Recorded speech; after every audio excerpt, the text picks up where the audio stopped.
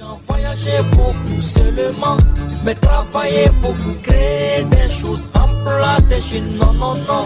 Les dirigeants africains, les dirigeants sont comme ça. Les grandes gueules. Merci à Abdulkader Dramé qui nous accompagne ce vendredi matin et à toute l'équipe de la régie, Vladimir Poutine qui nous enverra certainement toutes vos réactions dans la deuxième partie. Merci à l'équipe de Nalaï Sidibé, Mafata Sano, Alassane Diallo, l'homme de nuit. Ils sont très nombreux de ce côté, des jeunes dégourdis qui nous aident à faire passer tous ces messages que nous décryptons ici. Merci de nous rejoindre en ce vendredi matin. C'est avec plaisir que nous vous aidons à comprendre l'actualité décryptée à 360 degrés, vous l'avez compris. Nous, aujourd'hui, nous allons parler de beaucoup d'autres sujets pour vous mettre au bain de l'actualité. Vous pouvez donc continuer à interagir au sujet ici développé en nous écrivant au 657 39 13 13. Si vous êtes à l'international, il vous suffira juste d'ajouter l'indicatif de la Guinée, le 00224, ou sur Twitter au hashtag espace GG. Nous nous ferons le plaisir de relayer vos messages. Merci à Sola Media qui relaie cette émission sur Facebook, où vous pouvez également réagir. Nous lirons vos messages. Les anciens dignitaires du régime Condé viennent de passer leur deuxième nuit en détention à la maison centrale de Koronti. L'ancien premier ministre Kassori Fofana et compagnie y ont été déférés. Nous apprendons sur la base du flagrant délit. Et tenez-vous bien, l'histoire est loin de se terminer. L'ancien président de l'Assemblée nationale, Amadou Damaro Camara, et Damanta Albert Camara, ancien ministre de la Sécurité, eux continuent leurs auditions à la direction des investigations judiciaire de la gendarmerie nationale. Le pool d'avocats des concernés projette d'ailleurs, nous l'avons appris, d'animer un point de presse pour, dit-il, attirer l'attention de l'opinion. Nous faisons le point ce matin avec Maître Djibril Kouyaté. Il est bâtonnier et président de l'Ordre des avocats de Guinée. Évidemment, il est membre du pool d'avocats. D'autres sujets viendront meubler cet autre numéro des Grandes Gueules avec toute l'équipe au grand complet. Nous commençons par notre nouvelle Adia, Mafoudia Bangoura. Bonjour. Bonjour Djadia, bonjour à tous. Tu es très jolie, Adia. Merci. On te l'a dit? Ouais. Ça devrait continuer. Moi-même. Pardon, faut pas creuser. Faut pas creuser. C'est très joli. Ça devrait continuer. Moi, j'ai voulu juste savoir qui lui a dit. Ouais, parce que tu es là pour créer des problèmes. Alors, Daouda, bonjour. Bonjour, Djadia. Bonjour, Adja. Ça va ce matin? Oui, bon, ça va. Et bonjour également à Elage Antoine Kourouman. Caps, bonjour. Bonjour Djadia, bonjour à tous. Je pense que Mafoudia doit continuer le look là, même après le Ramadan. Non mais c'est vrai, moi je lui ai dit, des pantalons là, il faut les laisser. Non, mais pourquoi? Non, je vais dire. Pardon, faut pas rentrer dans le débat là. Hein. Non, parce que ce qu'elle porte maintenant là. Ça dépend du pantalon. Ce qu'elle porte maintenant là, ça lui va mais excellemment bien. Il y a des pantalons qui peuvent aller avec ça. Très bien même. Non, quand je dis pantalon là, c'est avec chemisette. Non, mais elle ne met jamais de chemisette, toi aussi. Elle a dépassé ça. Oui, mais... Pardon. En tout cas, si elle se tient debout là... Bonjour. Merci de me... Si elle se tient debout là, vous alliez voir que c'est magnifique. De toutes les façons, l'habit ne fait pas le moine. Antoine, ça va? Bonjour Moussaïro, bonjour à tous. Tu acceptes le LH? Ici c'est Caps qui le dit, je le comprends. Caps, on sait que c'est l'imam de l'émission. Cap, c'est l'imam de la boîte. Ben oui. Comment ça? C'est notre. Attention, hein. C'est notre imam. Mais quand on parle ainsi, je suis ébahi. Le ramadan change beaucoup les gens. Quand même, hein. Parce que là, c'est le papa de la joie qui parle comme ça. Je suis surpris ce matin. Merci, en tout cas, j'attends de savoir ce qu'il va dire après le ramadan. Parce qu'actuellement, tout le monde est là. Il sait de quoi il parle. Pour clore, Madame So, je veux ce matin tirer un chapeau à Takana Zion. Oui. Takana qui vient de remporter un trophée international, les victoires du reggae. Et c'est pas n'importe quoi. Les victoires du reggae, c'est organisé par reggae.fr en France, avec 50 médias français indépendants. Wow. Il faut le dire clairement, c'est des télévisions, radios et sites internet français. Il a été 3 fois de suite candidat, il a participé, nominé à cette compétition. Et la en 3e fois, c'est la bonne. Il est lauréat de ce grand prix. Je me dis que Takana, en Guinée, peut-être on ne le considère pas. En Guinée, les Guinéens ont tendance à ne pas comprendre qui il est véritablement, mais à l'international, Takana c'est une icône. Takana est pétri de C'est un talent. grand artiste, même si parfois je pense qu'il ne se prend pas au sérieux. Parfois j'ai l'impression qu'il n'est pas bien encadré. C'est un artiste. Oui, un artiste. Il faut le comprendre. Il faut qu'il se Il prenne au est dans sérieux. son monde. Oui, mais il faut qu'il se prenne au sérieux. Mais Vous savez, il ne faut pas tout le temps aussi se prendre au non, sérieux, mais Antoine. Chacun a sa vie. Quand là. je dis se prendre au sérieux, c'est par rapport à l'encadrement. Takana a besoin d'un encadrement sérieux pour pouvoir évoluer. On voit tous le registre dans lequel il évolue. Il y a d'autres artistes à l'international qui évoluent dans le même registre, mais qui aujourd'hui ont une cote assez importante à l'international. Leur image aujourd'hui, quand vous les côtoyez, vous constatez qu'il y a un travail qui est fait sur leur image. En Guinée, Takana, ce travail de fond n'est pas fait. On a l'impression qu'il n'y a pas un label véritable qui le suit. À un moment donné, on pensait qu'il allait se faire accompagner par un label international, par exemple Universal, qui aurait pu l'accompagner, comme le font certains. Mais d'aucuns disent qu'il est un peu difficile en collaboration et tout cela. On a l'impression que l'artiste lui-même, parfois, a tendance à ne pas vouloir collaborer avec des personnes parce qu'ils pensent qu'ils ne sont pas sérieux. Je me dis, le talent que Takana a, le talent qu'il a, c'est au-delà des frontières guinéennes. Et à l'étranger, les gens le reconnaissent. Et je crois que cette victoire qu'il a remportée aujourd'hui le démontre suffisamment. C'est une interpellation qui lui est faite. Il faut que Takana, il a atteint un niveau, il a la trentaine maintenant. Il faut qu'il envisage de mieux se concentrer sur sa D'aller vers la musique. maturité. Alpha Blondy, Tiken Jah, c'est des artistes, c'est vrai, ils ont du talent, mais ça ne suffit pas. Il faut un encadrement véritable pour que vous soyez bien présenté à l'international. Et aujourd'hui, il y a des artistes qui ont récemment commencé la musique, ils ne sont pas plus talentueux que Takana, mais c'est parce qu'ils sont bien encadrés qu'aujourd'hui, on parle de partout. Beaucoup d'artistes, même en Côte d'Ivoire, c'est au regard de leur entourage, leur encadrement, qu'on parle de partout. Mais ils ne sont pas plus talentueux que Takana. Takana, je l'ai suivi une fois sur RFI, je vous assure, Madame So, je ne pensais pas que c'était un Guinéen, tellement que le talent était là. Les gens qui commencent c'est ce terme-là que je n'aime pas en fait, que tu utilises. Quand tu dis je ne Vous pensez que Takana n'est pas reconnu à l'international? Le Guinéen a du talent. Il est reconnu à l'international. J'ai changé avec un artiste en fait qui fait sa thèse du côté de Youvier. Il m'a dit qu'il a entendu parler de Takana. En fait, lui aussi c'est un reggae man. Il dit qu'il respecte le jeune, qui a vraiment du talent et il projette même. Il a des activités de recherche de venir rencontrer notamment Takana. Je pense qu'il est... Bon, c'est vrai qu'en parlant d'encadrement, je suis d'accord avec toi qu'il devrait donner mieux, peut-être, mais je pense qu'il est connu. Il est connu à l'international. La preuve est que quand quelque chose se passe dans le monde du reggae, à l'échelle internationale, toutes les radios, pratiquement, c'est Takana. Oui, mais en fait, quand je parle de se faire accompagner par un véritable label, ce sont eux qui valorisent les artistes. Les labels, il y a ces labels, quand elles vous accompagnent, et quand ils vous accompagnent, mais il y a ces contrats que vous signez. Ils ont le devoir de faire en sorte que ton image soit protégée, tes concerts à l'international. Il y a ces choses qui sont dans la convention que vous signez, qui t'obligent à être professionnel, à être dans une certaine conformité avec certains principes. Et Takana, parfois, on a l'impression qu'il est un peu trop indépendant. Il n'aime pas se faire contrôler. C'est là son problème.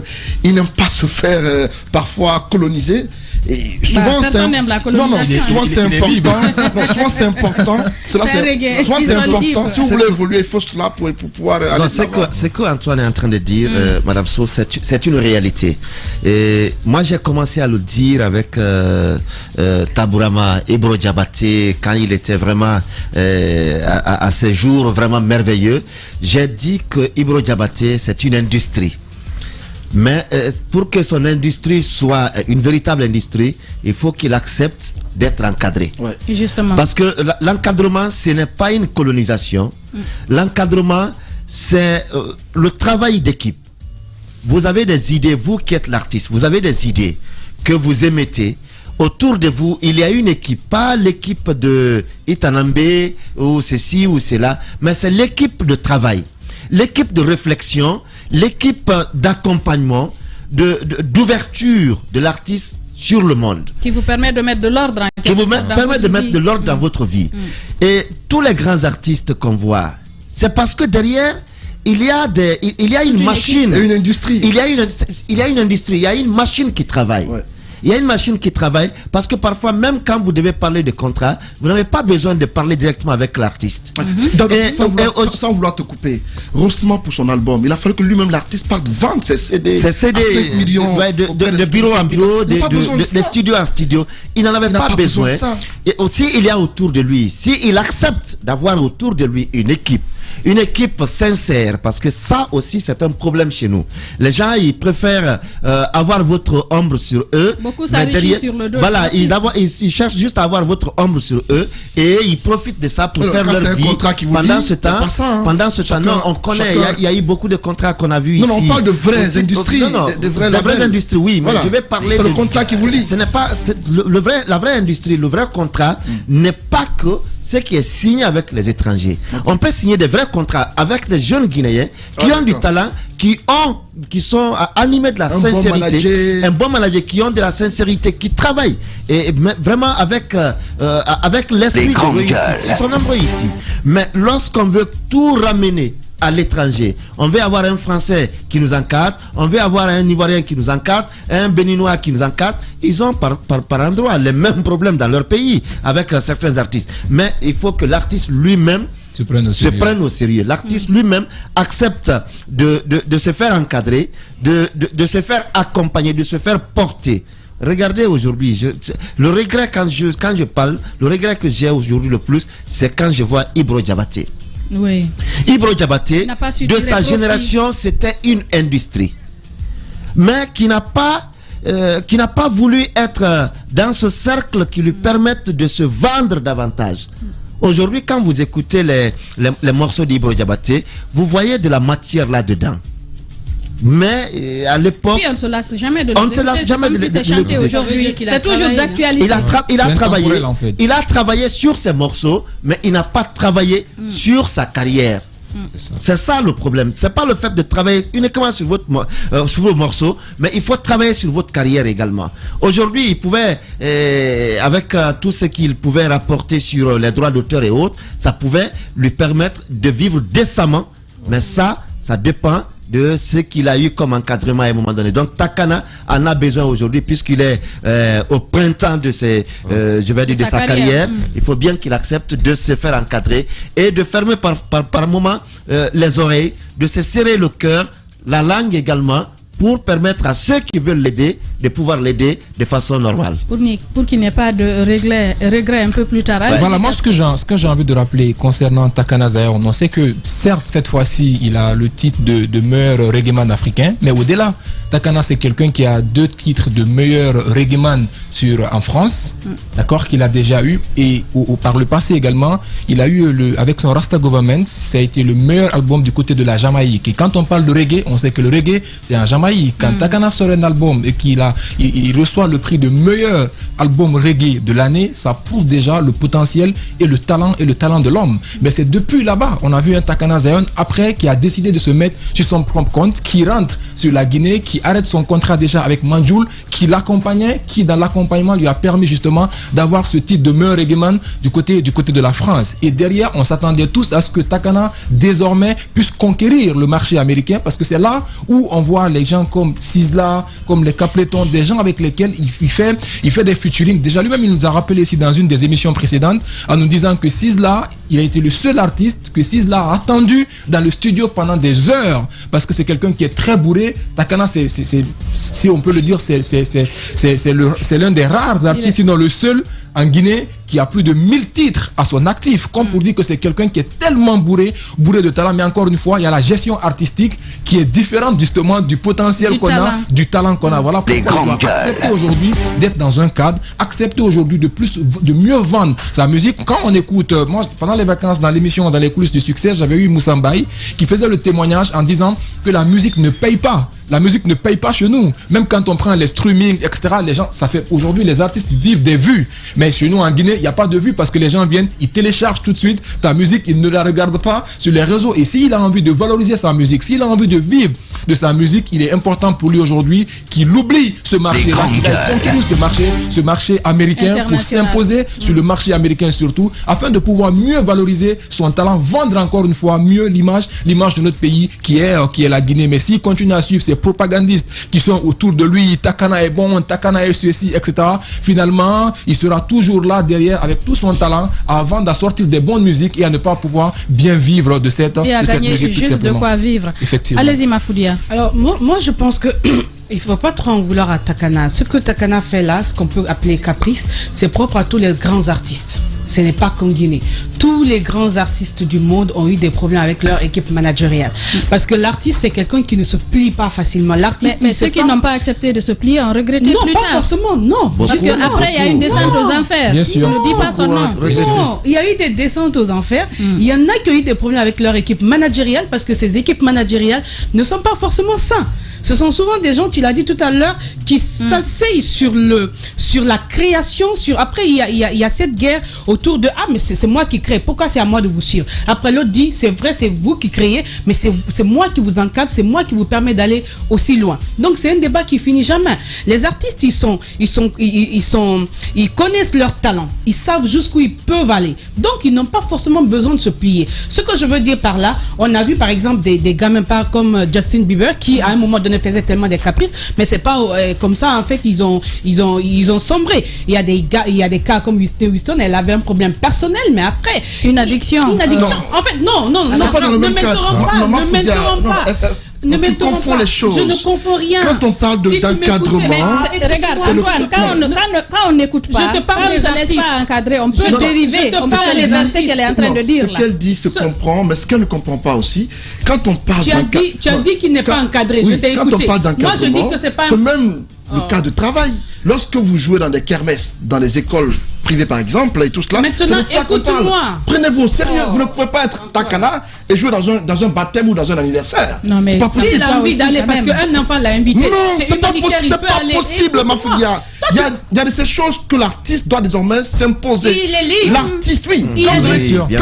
Quand vous avez un statut, vous ne jouez plus n'importe où. L'artiste international. Alpha Blondy, Madame So, ne joue pas n'importe où. Alpha Blondy peut aller même dans une école primaire. Il estime nécessaire pour une cause humanitaire. Tu n'as pas compris. Attention, c'est pour des miettes parfois. Et pour moi, l'artiste, quand vous avez une dimension internationale. Non, si c'est humanitaire, il n'a même pas besoin d'argent. Vous ne comprenez pas. C'est ce que je dis. Parfois, c'est sur des invitations. Juste sur la base de 5 millions. 5 millions, tu n'en sais rien. Ce n'est pas important pour un artiste d'attrape. Et c'est pas ce que je dis. Ne me sors pas de mes réflexions. Écoute-moi. C'est cela mon intervention. Moi, je t'ai compris. Prends la peine de me comprendre. Quand je prends l'exemple avec les autres artistes, c'est pour vous dire que chaque artiste peut avoir ses problèmes avec son équipe managériale. C'est tout à fait normal. Ça peut être de différentes natures. Mais ce qu'il y a lieu de reconnaître, c'est qu'en Guinée, on n'a pas une industrie musicale. On a une équipe managériale qui n'est pas forcément au top. Des artistes qui ont du talent, avec leurs caprices, on comprend. On ne va pas dire que les plus célèbres du monde n'ont pas des caprices, mais ils ont tous des caprices. Regardez aujourd'hui des documentaires sur Michael Jackson, mais vous découvrez que c'était quelqu'un de difficile. Mais qu'est-ce qui a fait sa célébrité autour du monde? C'est parce que ceux qui étaient derrière déjà lui savaient ce qu'ils voulaient. On prenait ses caprices et on avait des projets. On allait vers le monde. Écoutez des artistes guinéens aujourd'hui qui se plaignent de ne pas être exportés. Au contraire, on se précipite pour envoyer tous les grands noms ici. Mais qu'est-ce qu'on prend pour aller ailleurs? Et quand on prend même dans la composition... Ils se battent du mieux qu'ils peuvent pour le faire. Ils se battent du mieux qu'ils peuvent. C'est qu'il faut qu'on aille au-delà. Il faut une industrie musicale aujourd'hui. La vision dont on parle à tous les niveaux, il en faut dans ce milieu. Il en faut des hommes aussi, qui ne pas que des artistes qui chantent bien, mais des équipes, des professionnels de management qui savent ce qu'ils font, qui ont fait des études dans ce sens, qui savent où ils veulent aller. Parce que même quand vous prenez les grands prix aujourd'hui, il y en a qui ne s'arrêtent pas seulement au talent. Il y a du lobbying.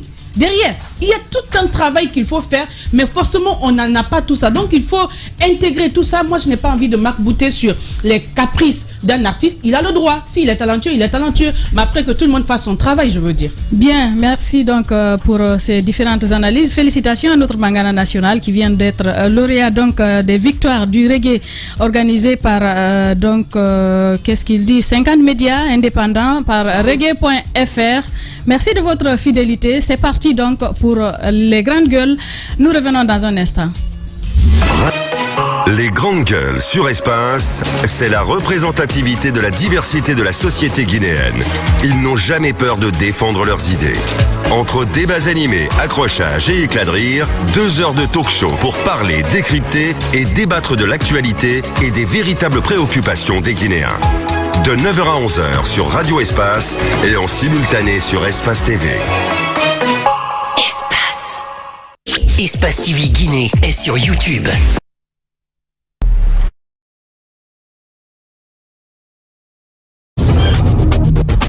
Sur Radio Espace, mais aussi sur Espace TV, je vous l'annonçais à l'entame des Grandes Gueules, les anciens dignitaires du régime Condé viennent de passer leur deuxième nuit en détention à la maison centrale de Koronti. L'ancien premier ministre Kassori Fofana et compagnie ont été déférés, nous apprendons, sur la base du flagrant délit.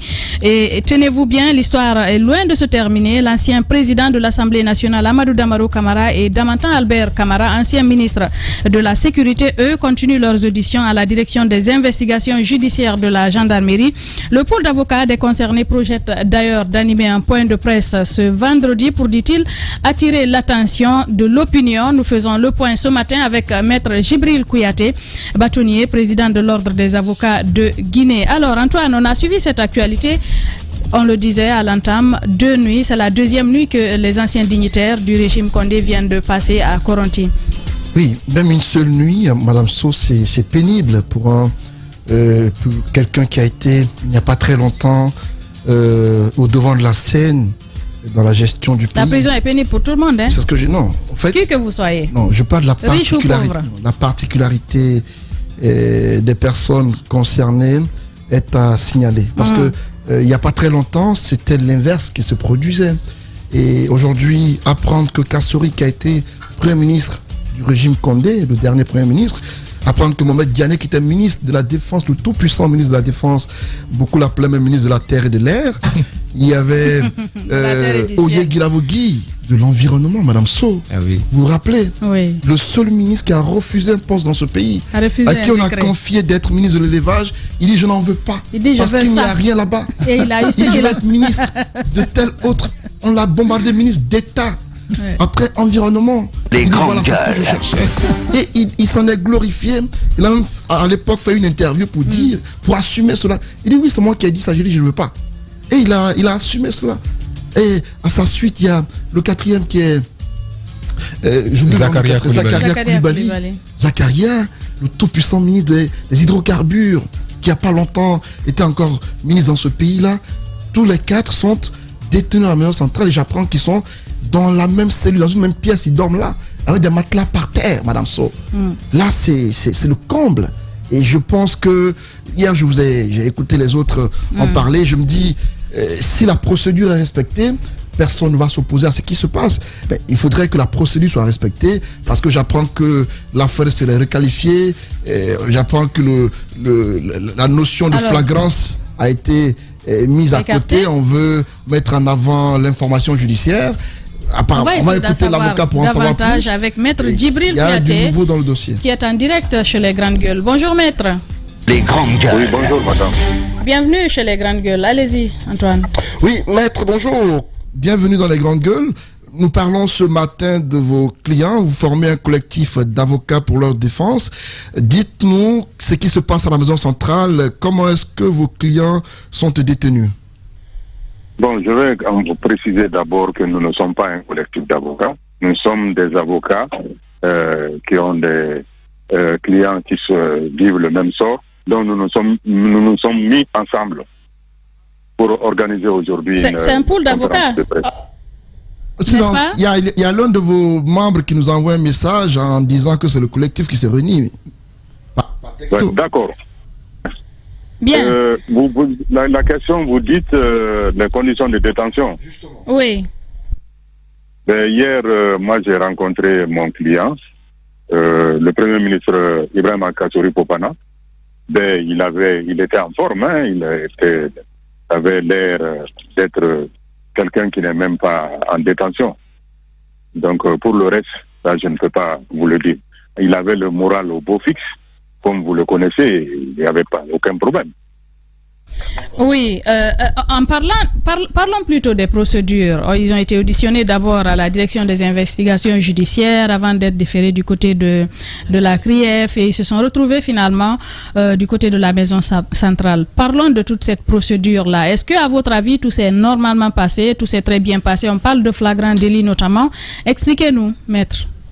Bon, en fait, ce qui s'est passé, c'est que nous sommes restés à la gendarmerie au moins 1 mois. Et Donc, à notre grande surprise, un mois, si je veux dire, pas que nous avons été retenus là-bas. Nous avons visité la gendarmerie au moins sur une période d'1 mois. Nous avons été convoqués une première fois et ensuite une deuxième convocation. Je veux dire le temps que nous avons mis entre la première convocation et la deuxième convocation. Donc, la dernière convocation, c'est-à-dire lundi, nous sommes venus. Nous avons été interrogés pendant un certain temps. Tout s'est bien passé. Nous étions même sur le point de rentrer à la maison quand brusquement les choses ont changé. Ils sont venus nous dire que des décisions ont été prises dans le sens de nous retenir dans le cadre de la garde à vue. Et après des échanges, nous avons pu sortir de là-bas. Donc, comme vous avez pu le constater. Maintenant, avec un rendez-vous qui avait été fixé pour le mardi, le matin du mardi, nous sommes arrivés et ce jour-là, nous n'avons pas pu travailler parce que nous, les avocats, nous avons décidé de nous réunir vu que la procédure commençait à prendre une certaine tournure qui ne nous satisfaisait pas. Donc, nous nous sommes retirés et ce jour-là, nous n'avons pratiquement pas travaillé. Et nos clients sont rentrés vers le soir avec un rendez-vous fixé pour le mercredi matin. Nous sommes revenus le mercredi. Déjà, l'atmosphère présageait de quelque chose de pas bon qui allait se passer, puisque le dispositif de sécurité avait été renforcé et au niveau de la brigade de gendarmerie et aussi au niveau de la CRIEF. Nous n'étions pas encore arrivés à la CRIEF, mais nous entendions déjà des échos sur ce qui allait se passer. Bon, nous nous sommes transportés finalement à la CRIEF. Pour nous, il s'agissait d'un déferment, c'est-à-dire que les procès-verbaux devaient être déposés auprès de leur destinataire. Je vais parler du procureur spécial, qui devait exercer ses pouvoirs, à savoir soit classer l'affaire sans suite et passer par la citation directe, ou alors décider de l'ouverture d'une information. Et il y avait, comme je viens de le dire tantôt, un dispositif qui pouvait déjà laisser à penser que l'arrestation et la détention de nos clients étaient prémédités.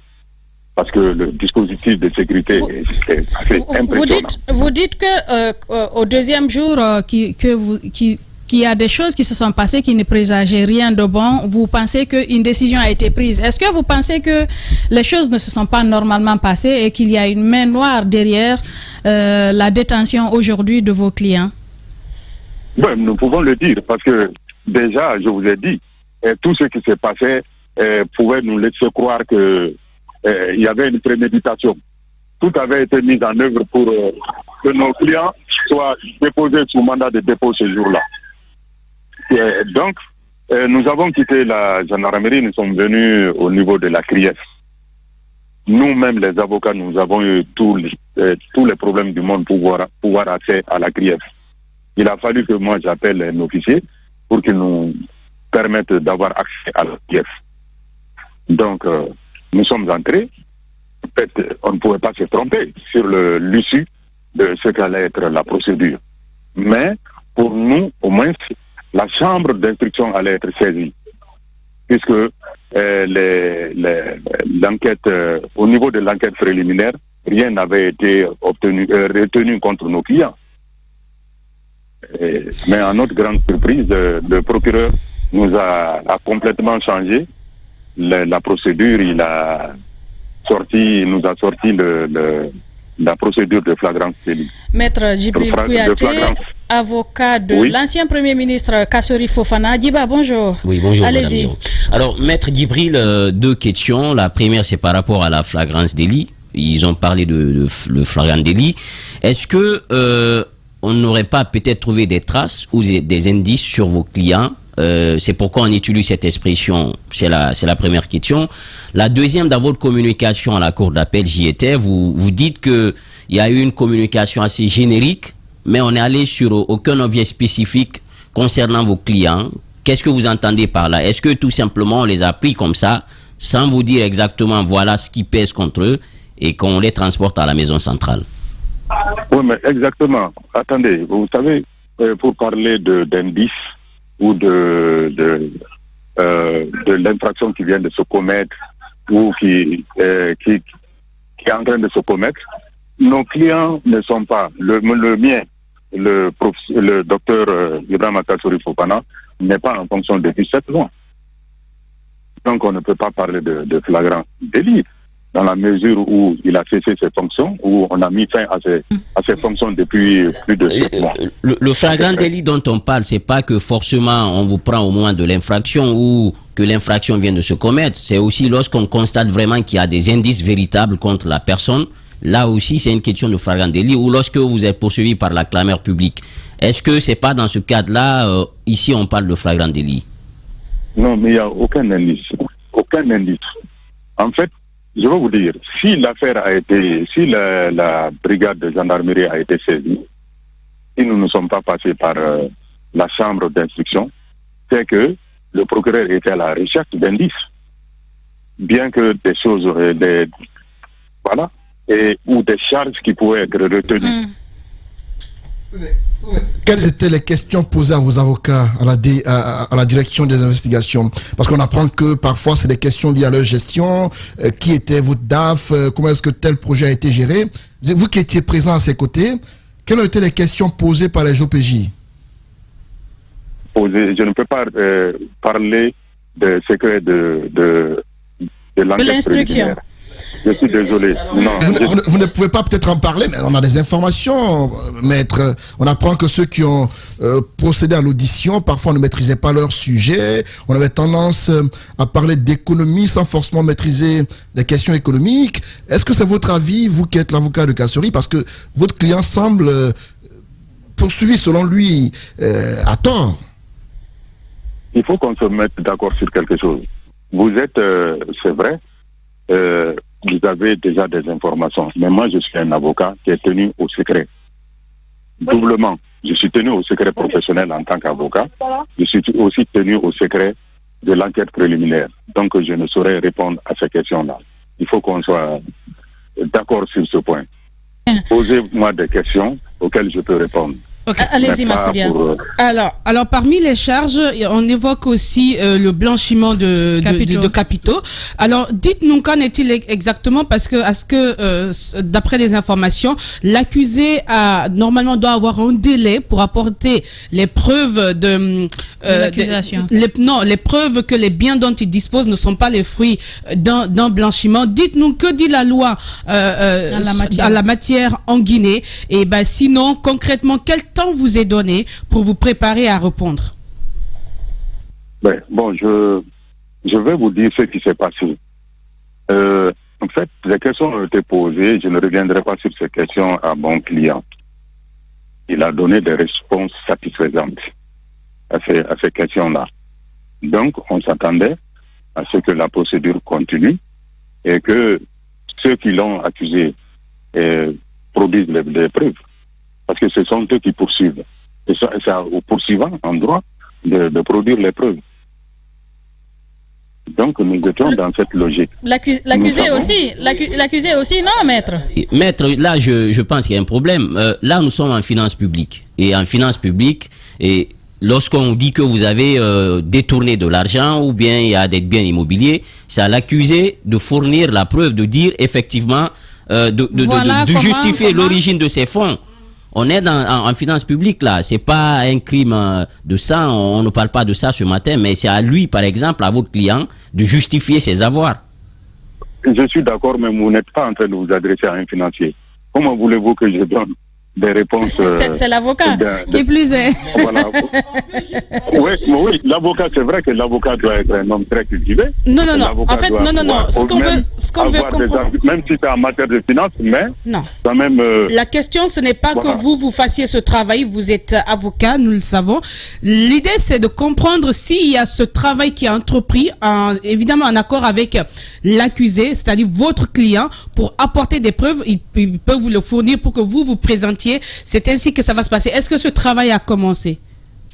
Bon, je suppose que ce travail est en train d'être fait par les poursuivants, mais pas nous. En fait, parce que nous n'avons rien à nous reprocher. Nous n'avons rien à nous reprocher.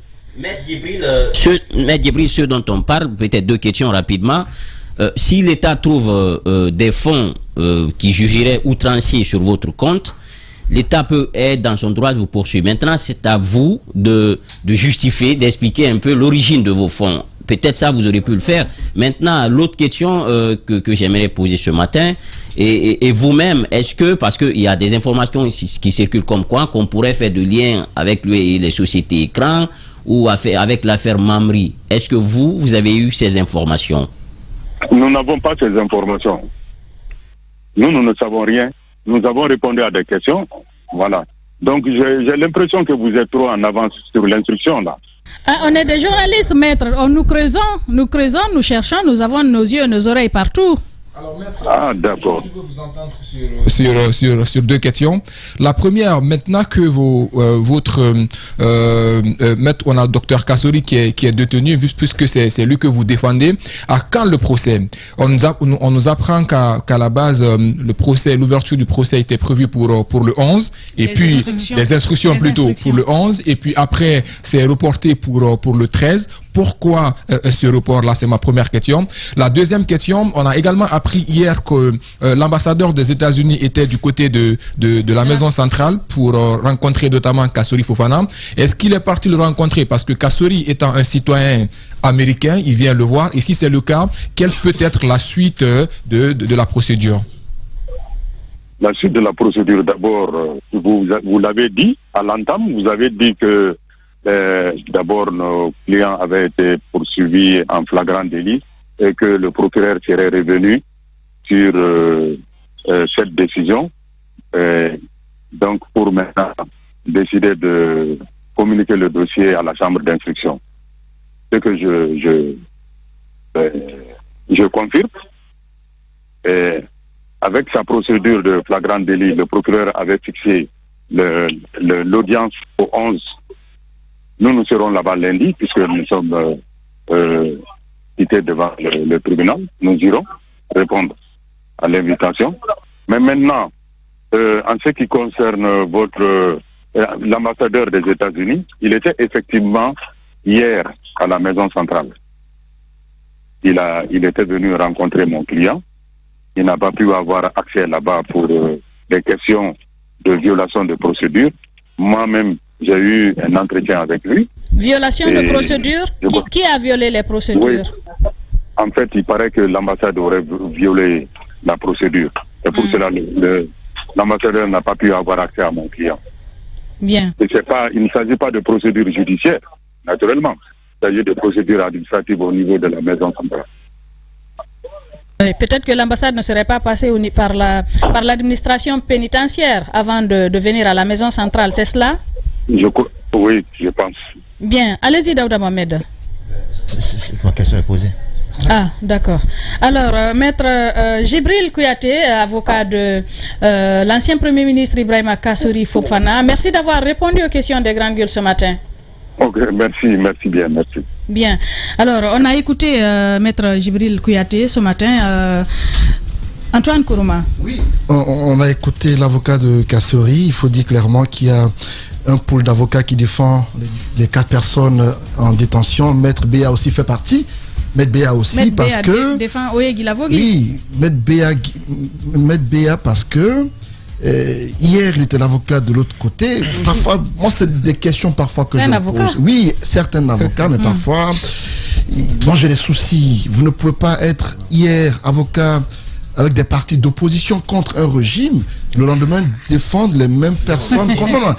C'est vrai. Non, c'est certes libéral, mais parfois il y a des ce sont les prestations. C'est une profession libérale. D'accord, c'est libéral. C'est une opinion. C'est une opinion. Je crois que depuis avant-hier, cette question a surgi dans les débats.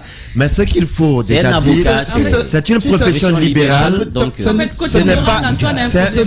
C'est bien, c'est libéral. Ils n'ont qu'à continuer. continuer, il n'a qu'à défendre. Donc tu le laisses faire son travail. Il n'a qu'à faire son travail. Mais moi, ça me gêne un peu. C'est pourquoi j'ai tenu à relever cela ce matin. Parce que vous ne pouvez pas hier dire que des personnes sont ci et ça. Et aujourd'hui, vous prenez l'autre côté de... Non, ce n'est pas l'autre côté. C'était juste une parenthèse. Hier, il défendait des gens qui étaient en prison. Aujourd'hui, il défend des gens qui sont en prison. Permettez que j'aille jusqu'au bout. Ok, ça c'était une parenthèse. Au sujet de Béa. Béa, c'est un grand avocat qui a beaucoup de dossiers sous la main. Et parfois, je me demande comment est-ce qu'il fait pour pouvoir se concentrer sur ces dossiers-là. Parce que vous ne pouvez pas, vous tout seul. Parce que vous pouvez être en une journée avec Béa, vous le voyez sur 4 ou 5 dossiers. Parce que moi, la question que je me pose... Par quelle magie un avocat... Attendez, non, attendez que je finisse. C'est pas un débat de personne ici. Non, c'est pas un débat de personne. Si vous parlez c'est l'interrogation du journaliste. Non, vous ne comprenez pas. C'est une question d'efficacité. Par quelle magie un avocat peut aller tout seul défendre 1001 dossiers? Il a un cabinet avec d'autres personnes. Pour moi, c'est compliqué. Et donc, c'est une parenthèse que j'ouvre. Il faut la refermer. On va fermez-la si vous voulez. Maintenant, parlons du dossier. La suite du dossier avec Kassory. On le disait tantôt au départ. Aujourd'hui, ils sont 4 en détention. Ancien ministre d'Alpha Condé. Aujourd'hui en détention, beaucoup se disent que c'est parce que Kassory, récemment après la convention, a tenu un propos comme quoi il faut qu'on revienne à l'ordre constitutionnel. Cela lui coûte aujourd'hui ce que ça lui coûte. Damaro, on se souvient tous que c'est une conférence de presse. Oui, Damaro, une conférence lui a coûté sa maison. Et donc, ce qu'il faut se dire clairement, c'est que est-ce qu'il faut interdire aux gens... Qu'est-ce qui vous dit que c'est ce que les gens ont dit là, que c'est la réalité? Il y a forcément un lien. Il y a des procédures qui sont enclenchées. Il y a forcément un lien. Parce que la convocation de Kassory est intervenue au lendemain de sa déclaration au siège du RPG Arc-en-Ciel. Et dans cette communication, il a dit qu'on veut un retour à l'ordre constitutionnel. Et selon mes informations, ça a irrité Doumbouya, qui n'a pas apprécié cela. Rappelez-vous du cas d'Amaro. Damaro, c'était au siège du RPG Arc-en-Ciel. Encore une fois, là-bas, il a parlé de guerre, il a dit qu'il ne veut pas de guerre et tout cela. Au lendemain de cela, on l'a appelé au téléphone pour lui de libérer sa maison. Et c'est lui, il a dit quoi? Qui ça? C'est le dernier dialogue. C'est lui qui a fait des menaces à son siège et tout cela. On constate que... quoi? Tu veux dire que toutes les décisions de Doumbouya sont liées? Il a dit quoi pour qu'on le vide de sa maison? Arrêtons de faire des raccourcis là.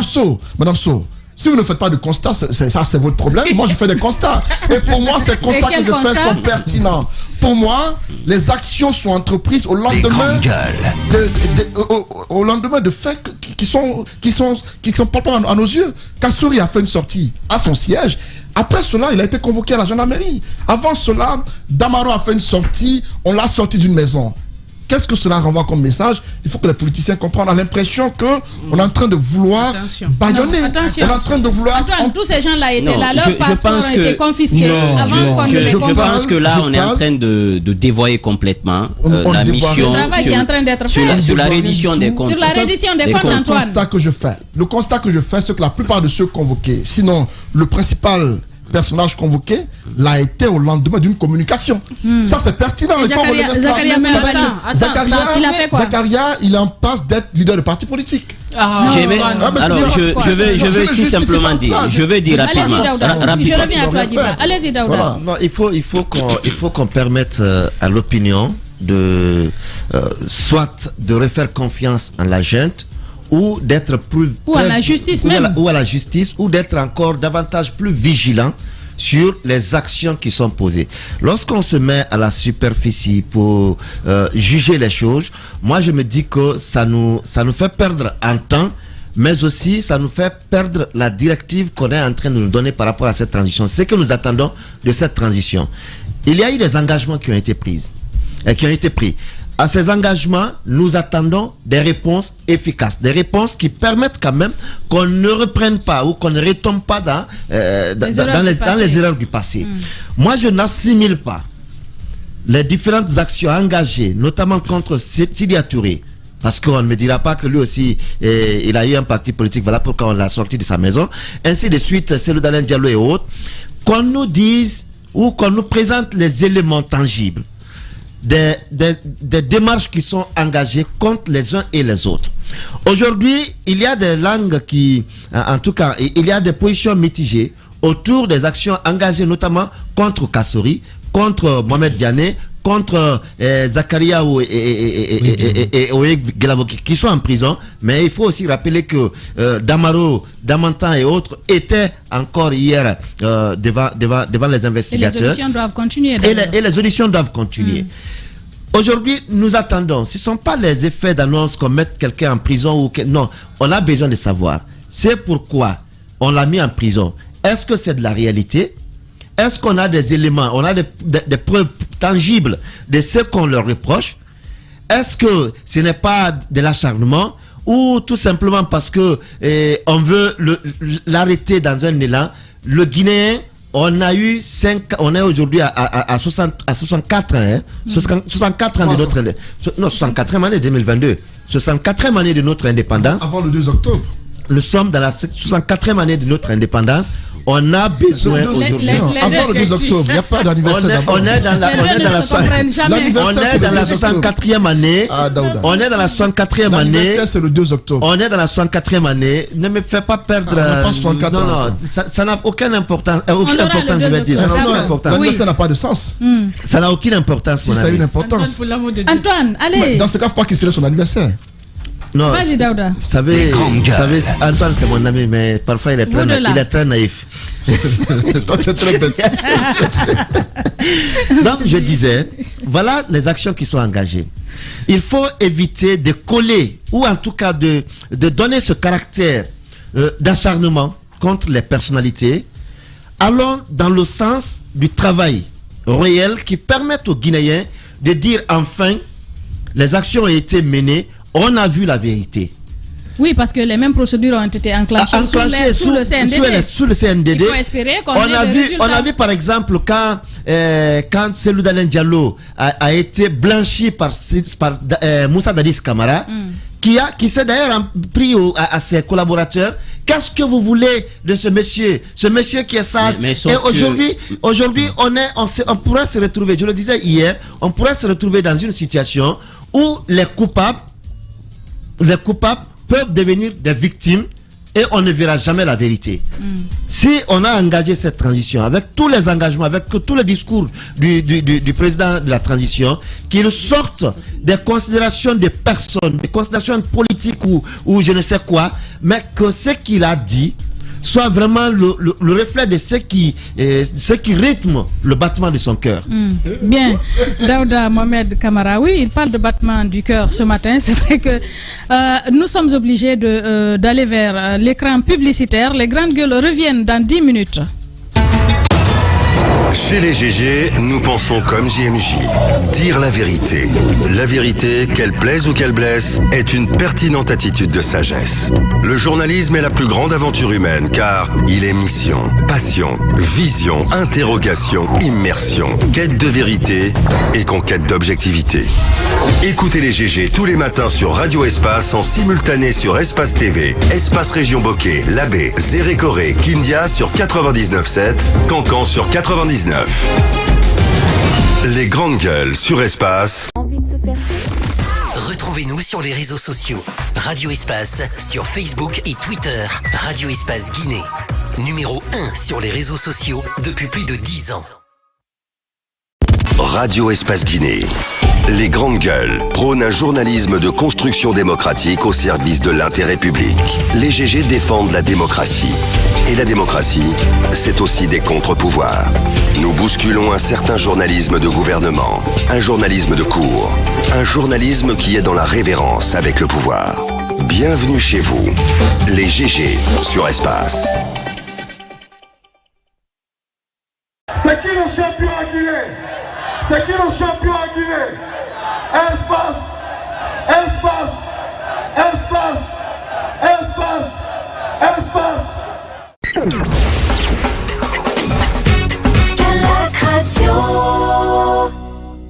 Vivez une fête sensationnelle, mortelle, exceptionnelle. Multidimensionnelle peut-être? Non, désolé. Ah d'accord. Ce modèle d'annonce, il n'y a que Adafo Média pour le faire. Pour toute information, contactez-nous 628 06 06 60. Adafo Média. Et si vous commenciez maintenant? En route pour de nouveaux horizons. Aventure, évasion, rencontre, partage, dépaysement. Voir la Guinée autrement. Pour cette rentrée, nous vous proposons des inédits. Bienvenue sur Adafo Média.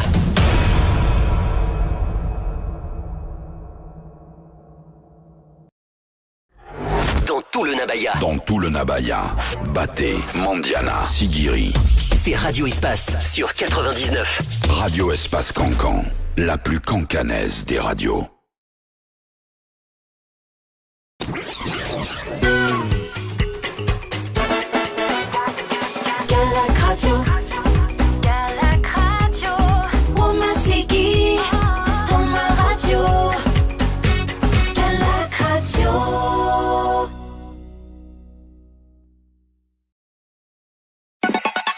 Chaque matin dès 9h sur Radio Espace Guinée et sur nos radios partenaires, écoutez un show radio-télé unique en Guinée, les GG. Pendant 2 heures, l'équipe des GG de Radio Espace Guinée s'applique à partager l'actualité au plus près du quotidien des Guinéens. Un rendez-vous exceptionnel mêlant infos en direct, débats autour de l'actualité, réactions et interventions d'experts. En simultané sur Espace TV. Radio Espace Guinée, les GG. Attention aux fake news. Le grand tribunal des réseaux sociaux a un peu perverti le débat. La moindre phrase est sortie de son contexte. Cela peut souvent arriver à certaines grandes gueules qui sont prises à partie. Il faut garder sa liberté d'expression. Ici, c'est les GG. Bienvenue dans votre talk show qui vous ressemble en ondes depuis plus de 10 ans. Espace. Radio Espace Guinée est sur Tio.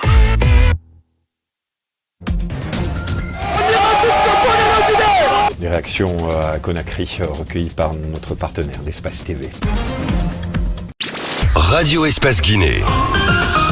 Depuis 15 ans, vous l'avez adopté en terre guinéenne. Radio d'actualité, de divertissement en continu, Radio Espace offre à ses auditeurs de grands rendez-vous d'information qui développent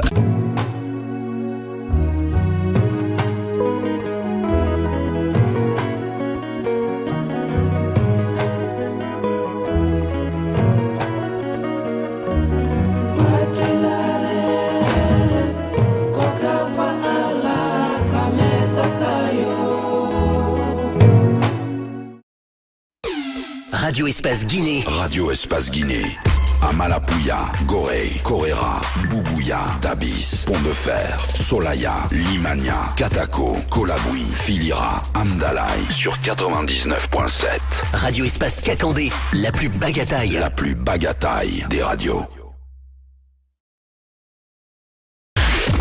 Retrouvez-nous sur les réseaux sociaux. Radio Espace sur Facebook et Twitter. Radio Espace Guinée. Numéro 1 sur les réseaux sociaux depuis plus de 10 ans. Radio Espace Guinée. Les grandes gueules prônent un journalisme de construction démocratique au service de l'intérêt public. Les GG défendent la démocratie.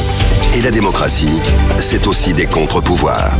Nous bousculons un certain journalisme de gouvernement, un journalisme de cour, un journalisme qui est dans la révérence avec le pouvoir. Bienvenue chez vous, les GG sur Espace. C'est qui le champion à Guinée? C'est qui le champion à Guinée? Espace, espace, espace, espace, espace.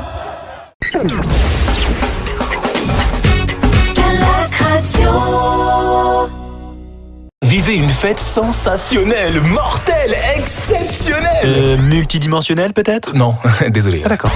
Ce modèle d'annonce, il n'y a que Adafo Média pour le faire. Pour toute information, contactez-nous 628 06 06 60. Adafo Média. Et si vous commenciez maintenant? En route pour de nouveaux horizons. Aventure, évasion, rencontre, partage, dépaysement. Voir la Guinée autrement. Pour cette rentrée, nous vous proposons des inédits. Bienvenue sur Adafo Média.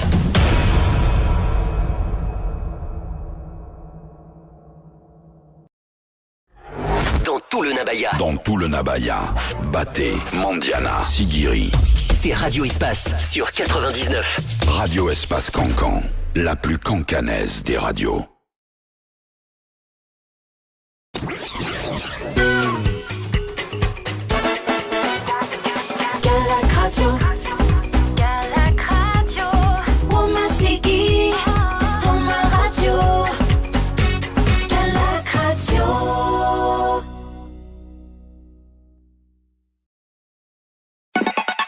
Chaque matin dès 9h sur Radio Espace Guinée et sur nos radios partenaires, écoutez un show radio-télé unique en Guinée, les GG.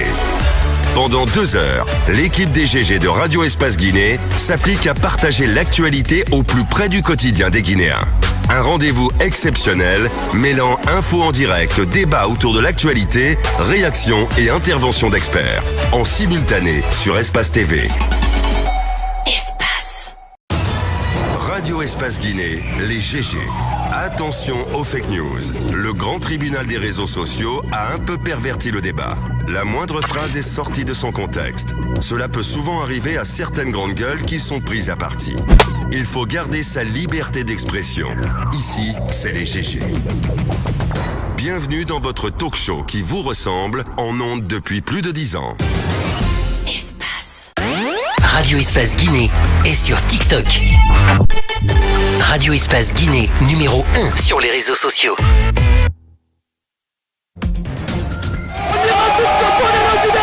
Des réactions à Conakry recueillies par notre partenaire, l'Espace TV.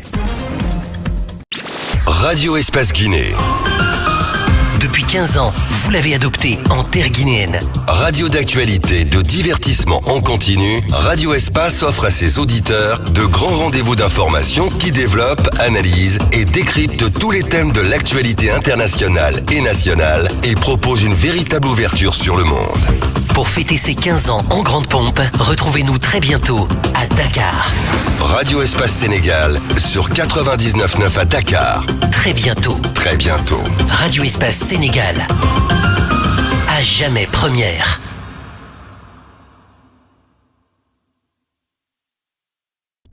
Mais aussi sur Espace TV. Merci de votre fidélité. Merci de nous regarder à la télévision, à l'international, un peu partout à travers le monde. Merci de nous écouter également à la radio à travers nos antennes régionales. Vous nous écoutez à Espace Kakandé, mais aussi sur Espace Kania. Vous nous écoutez également sur Radio Espace Mamou, Radio Espace Zérékoré, mais aussi Radio Espace Labé sur la 99.7, exceptionnellement à Kankan sur la 99. Merci de votre fidélité. Merci à nos partenaires qui relaient cette émission, notamment Sola Media sur les réseaux sociaux. Vous nous écoutez à Farana sur Bamboo FM. Merci de votre fidélité. Les anciens dignitaires du régime Condé, nous en parlions au début, des Grandes Gueules, viennent de passer leur 2e nuit en détention à la maison centrale de Koronti. L'ancien premier ministre Ibrahima Kassori Fofana et compagnie ont été déférés. Nous apprendons sur la base du flagrant délit. Et tenez-vous bien, l'histoire est loin d'être terminée.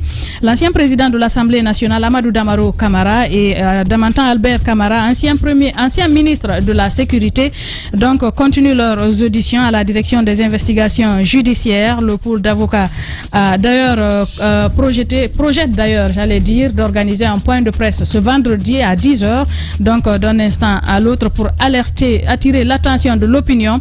Nous avons fait le point avec l'avocat. Nous allons continuer le débat avec les chroniqueurs du jour et nous parlerons également d'autres sujets d'actualité pour vous aider à mieux les comprendre. D'abord, nous partons avec vos différentes réactions, notamment sur Twitter, avec Vladimir Poutine qui nous a déjà fait parvenir les tweets. Nous partons donc, c'est comme vous voulez, du côté de la régie. Nous partons avec ce premier tweet. Que dit-il? Bonjour la team GG. La chasse contre les bandits à col blanc est légale, mais la justice ne doit pas oublier le respect des lois et les bonnes procédures. La CRIEF doit expliquer ses procédures pour éviter tout doute. Toutes mes félicitations à Takana Zion pour son sacre. Hashtag espace GG. Nous partons avec un autre, toujours sur Twitter. Excellence Timbo le Guinéen. Bonjour les grandes gueules. Par rapport à la détention des anciens dignitaires Kassori et compagnie aux 5 étoiles de Koronti, je ne partage pas cette procédure, mais ils doivent tous être jugés par rapport à leur gestion lors de l'ancien régime. Qu'est-ce qu'il dit? Lors de l'ancien régime dont il y avait eu assez de crimes économiques. Hashtag espace GG. Nous continuons toujours sur Twitter, cette fois avec Issa Premier. Bonjour Diadia, toutes mes félicitations à Takana Zion pour le sacre. Par ailleurs, il doit grandir dans la tête maintenant. C'est tout ce qui lui manque. Je ne comprends pas le problème de Antoine avec nos talents. Pour lui, à chaque fois que c'est bon, ce n'est pas guinéen. Issa Premier donc qui réagit par rapport aux propos d'Antoine. Toujours sur Twitter, nous continuons avec Selou Adams Diallo. Bonjour Diadia et à toute l'équipe. Je doute fort de la crédibilité de cette justice. La CRIEF n'est-elle pas un instrument de chantage? C'est bien de traquer les délinquants économiques et financiers, mais il faut respecter la procédure judiciaire. Restons vigilants avec Selou Adams Diallo. Toujours sur Twitter, notre tweet, Barry Abdoulaye Fugumba nous écrit bonjour, que le fait d'envoyer en prison des dignitaires du régime déchu est un montage. La restitution des magasins de l'âge Ousmane Fatakou Baldé en est un autre. Je commence à me demander pourquoi certains Guinéens ont de la suspicion sur tous les actes que le CNRD pose. Il s'interroge donc sur Twitter. Nous partons cette fois avec Paté Kourou. Les futurs candidats aux élections présidentielles doivent être irréprochables, que la CRIEF fasse un travail de fond, juste de compter à Condé. Tous ceux qui sont coupables de crimes économiques doivent être logés à la maison centrale et nous restituer les ressources. #espace GG. Nous continuons toujours avec vos différentes réactions. Sénégalo-guinéen qui nous écrit bonjour les grandes gueules, un artiste c'est comme le fer qui a besoin d'être tapé pour prendre la forme sollicitée. Une bonne équipe managériale y va dans l'intérêt de l'artiste. Il faudrait vraiment que nos artistes acceptent de bien s'entourer pour mieux vivre de leur art, voulait-il dire avec sénégalo-guinéen donc. Nous continuons cette fois avec Youssouf Mario Godze Camara, #espace GG. Bonjour les grandes gueules, félicitations à Takana pour cette autre consécration du reggae africain. Ton travail, ton implication et ton expérience professionnelle ont été récompensés et tu mérites amplement cette nouvelle distinction. Toujours sur Twitter, est-ce qu'il y a un autre tweet? Nous allons basculer donc sur d'autres plateformes si tu le permets, donc sur le 657 39 13 13. Nous allons voir s'il y a d'autres réactions. Vos différents messages certainement. Nous partons avec Souleymane Konaté qui nous écrit. Que dit-il? Bonjour Madame Hiero, Souleymane Konaté depuis Dubreka. Quand on a décidé de voler, de piller et de maintenir le peuple dans la précarité pour satisfaire des ambitions démesurées, on ne s'étonne pas d'un petit séjour en prison au nom du principe de la reddition des comptes.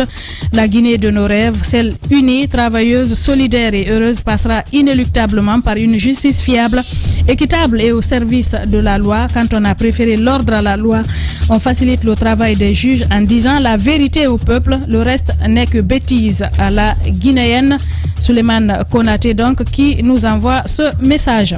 Nous partons cette fois avec Elmo Yans qui nous envoie cet autre message. Bonjour Diadia, bonjour les grandes gueules. Le peuple de Guinée doit savoir qu'il y a un temps pour bien gouverner et un temps pour être gouverné. Il y a un temps pour faire des comptes et un temps pour demander des comptes. Le combat contre la corruption est impératif pour le développement d'une nation. La Guinée mérite un avenir prometteur. Donc, nous écrit Elmo Yans. Encore une minute à passer avec vous, vos différents messages. Bonjour Diadia et à tous. C'est Diallo Mustafa depuis Dakar. C'est très beau de faire goûter à ces gens ce qu'on a fait vivre aux autres. Donc, une réaction depuis Dakar. Nous partons avec un autre. Cette fois, nous sommes sur WhatsApp. C'est compliqué. Il nous écrit depuis bonjour, c'est Soulba Columbus. Bonjour les GG. La lutte contre la corruption est très importante pour être bâclée par des vices de procédure. Les accusations et détentions basées sur des allégations au lieu des preuves irréfutables ne feront que renforcer le discrédit du système judiciaire. Toujours sur WhatsApp, nous continuons cette fois avec qui nous écrit bonjour Madame So, il faut que la CRIEF fasse un travail sérieux. Il ne faut pas faire juste du bruit autour de ces dossiers parce qu'on parle de biens publics. Il faut qu'ils rendent des comptes. Un dernier avant de continuer l'émission. Bonjour les GG.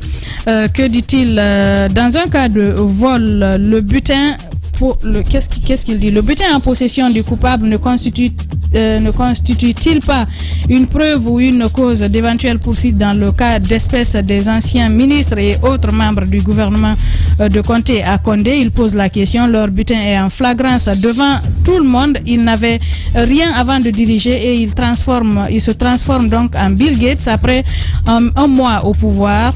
L'État guinéen devrait donc faire comme aux États-Unis ou en France en cas de blanchiment d'argent, de fraude fiscale, de corruption, de saisir tous leurs biens à titre conservatoire jusqu'au minimum vital et de leur demander de prouver l'origine de leurs biens. La loi est tellement vaste pour permettre de les poursuivre.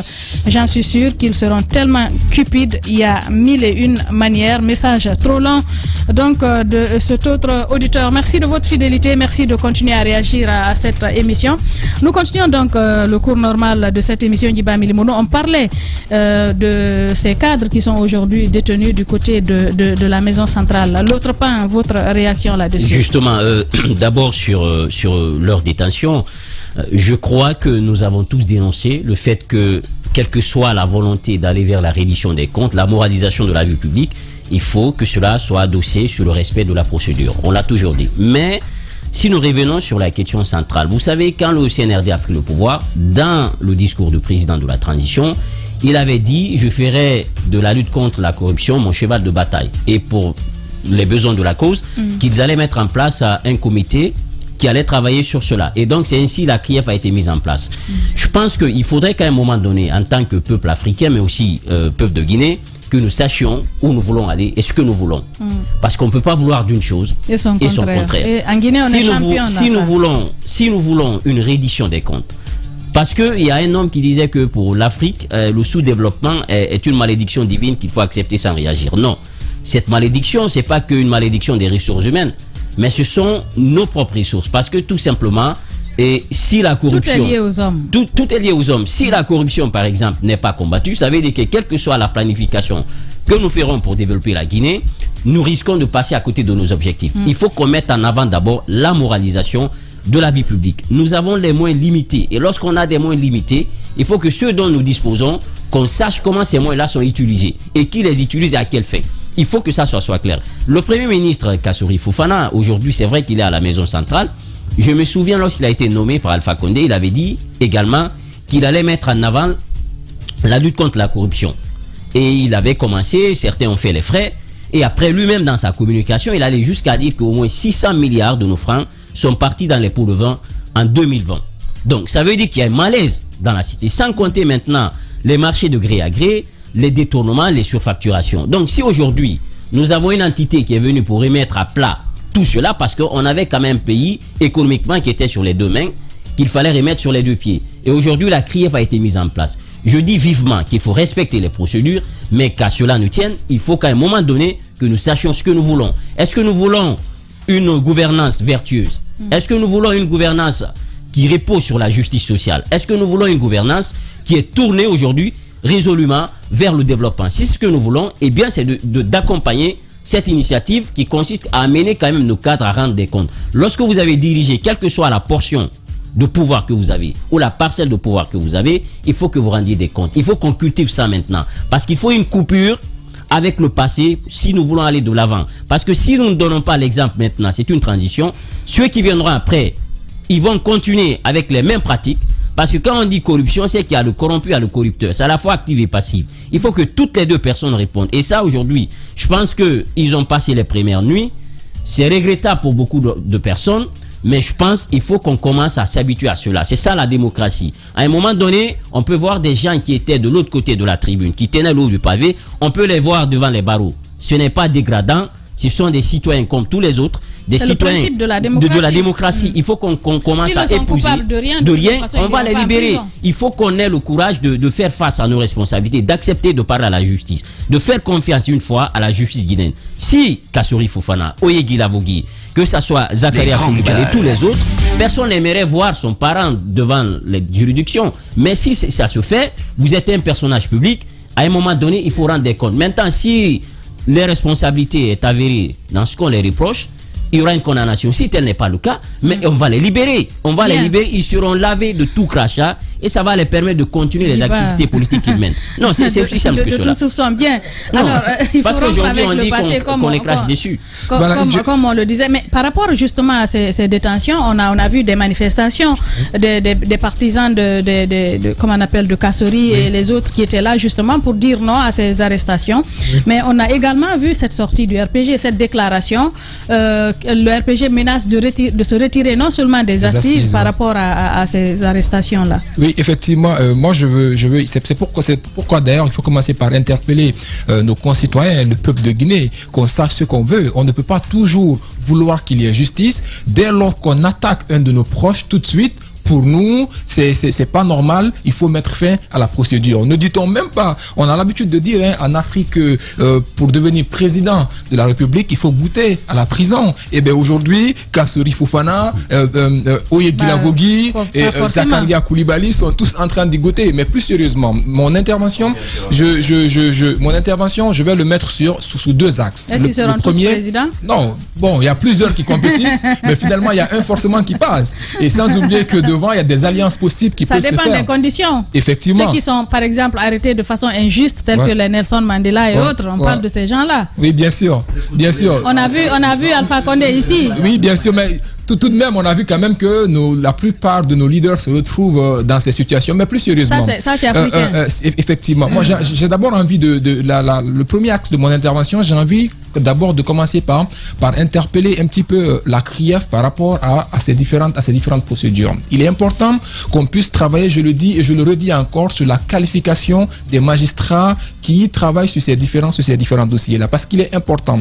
La situation aujourd'hui qui est reprochée au Kassori Fofana et autres, si on ne fait pas attention, ces différentes situations finiront par se retourner en faveur de ces personnes-là. Donc il est important aujourd'hui qu'on fasse attention par rapport à ce qu'on est en train de faire. Je ne peux pas comprendre.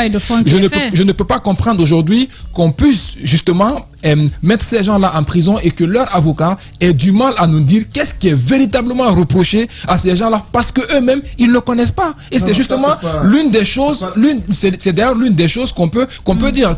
C'est pas la faute aux magistrats, c'est la faute aux avocats. Oui, moi, je vous dis tout de suite.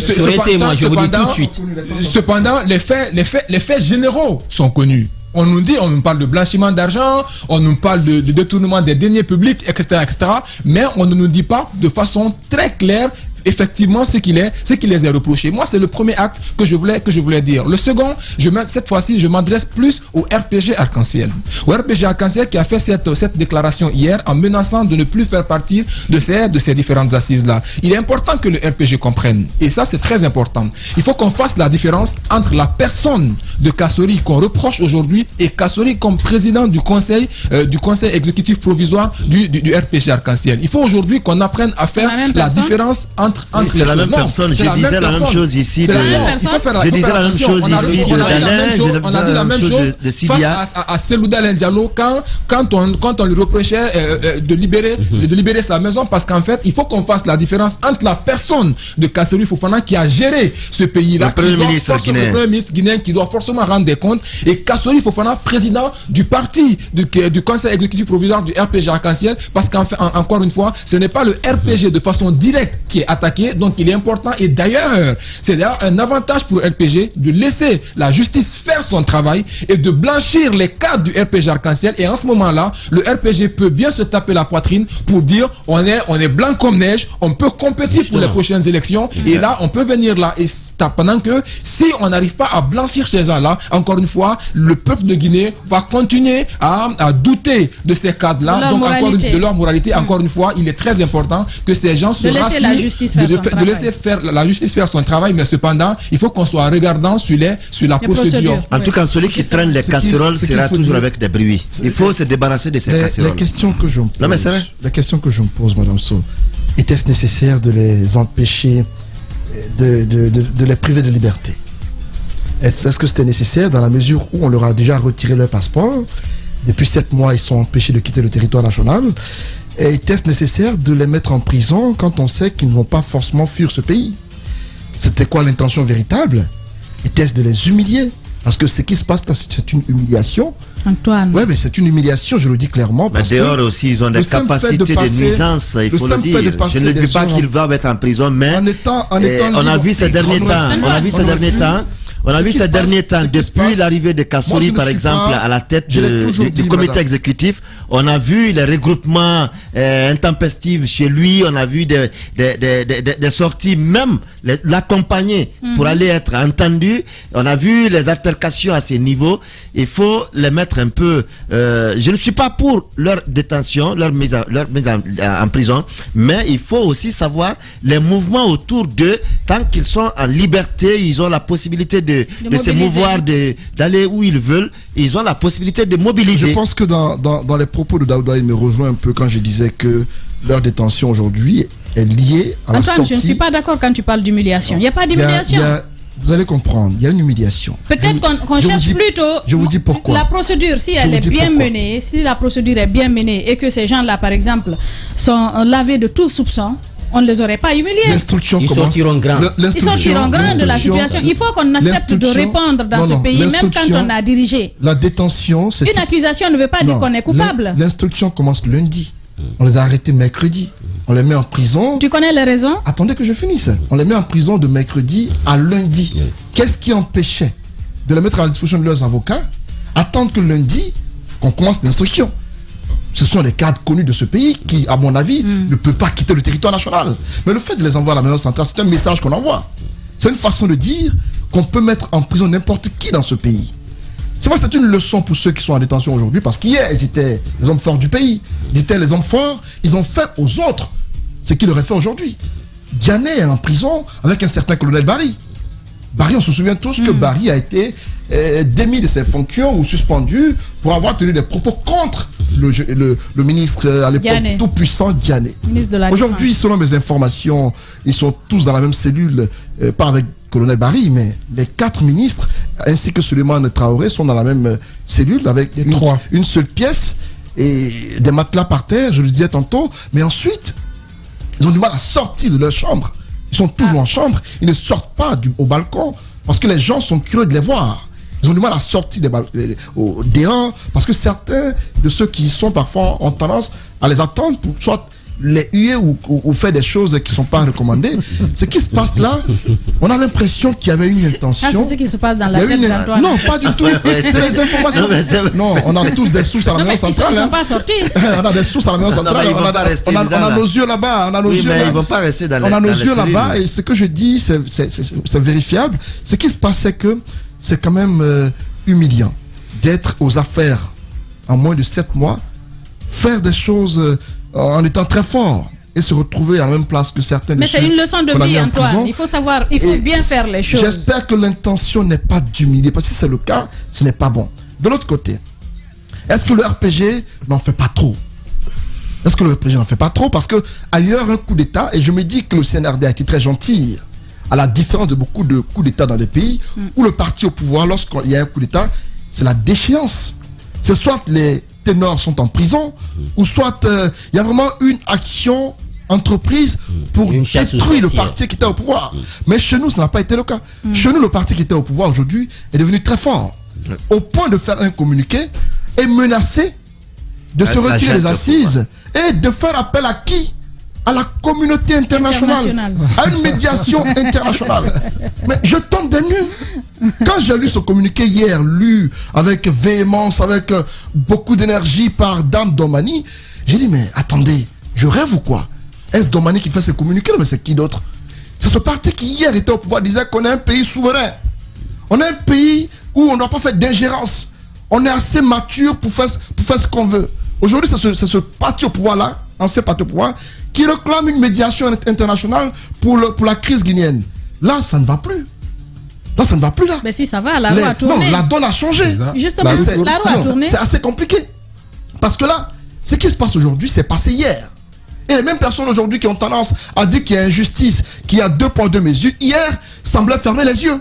Lorsqu'on dénonçait le fait qu'il y a vice de procédure, il y a vice de forme dans certaines choses, ces mêmes personnes-là semblaient dire que c'était normal. Et donc, il faut que ceux qui sont aux affaires aujourd'hui comprennent que quand on est aux affaires, on fait des choses qui peuvent nous rattraper demain. Ouais. Et donc, ce qui se passe aujourd'hui, c'est une leçon de vie. C'est une leçon de vie. Parce que le RPG Arc-en-Ciel a été très fort dans ce pays. Si aujourd'hui ce parti menace de manifester, par exemple, ou de quitter la table des négociations, c'est parce qu'on lui a laissé le temps d'être fort. Parce que les gens au pouvoir auraient pu faire en sorte de nuire à ce parti politique. On aurait pu les détruire complètement. Ça n'a pas été le cas. Alpha Condé aujourd'hui est hors du pays, il n'est pas en Guinée. On a entendu dire qu'il a été libéré et tout cela. Il est à Abu Dhabi, sous la climatisation et tout cela. Il n'est pas inquiété. Je me dis qu'à un moment donné, lorsqu'on vous laisse une fenêtre ouverte pour vous mouvoir, faites-le doucement. Faites-le doucement, ne dérangez pas. Parce que chacun de nous a été témoin de ce qui s'est passé dans ce pays. Le RPG doit faire attention. Parce qu'on a vu ce qu'il a fait dans ce pays-là. Ce pays n'a pas encore un an, ça s'est passé. Donc à un moment donné, crier c'est bien, déclarer des choses, mais en le faisant, faites beaucoup de modestie. Parce qu'il y a des mots que quand vous employez dans vos déclarations qui peuvent prêter à confusion. Et donc à ce moment-là, je me dis, il faut que nous fassions attention. Ce qui se passe, on ne veut pas qu'il y ait de l'injustice. La procédure doit être respectée. On dénonce cela, mais il ne faudrait pas que le parti au pouvoir, l'ancien parti au pouvoir, pense qu'il y a des choses qu'on leur a pardonnées forcément. Ce n'est pas le cas. Les Guinéens ne sont pas amnésiques. Bien, je crois que c'est l'indifférence par moment du CNRD, de certains agissements du RPG, à un moment donné, qu'on a pensé que les gens ont prêté au colonel Doumbouya de complicité avec l'ancien président Alpha Condé dans tout ce qui se passe aujourd'hui. Je me dis, c'est une réalité qu'on voit aujourd'hui le RPG se lever, aller à son siège, tenir des déclarations menaçantes contre le CNRD.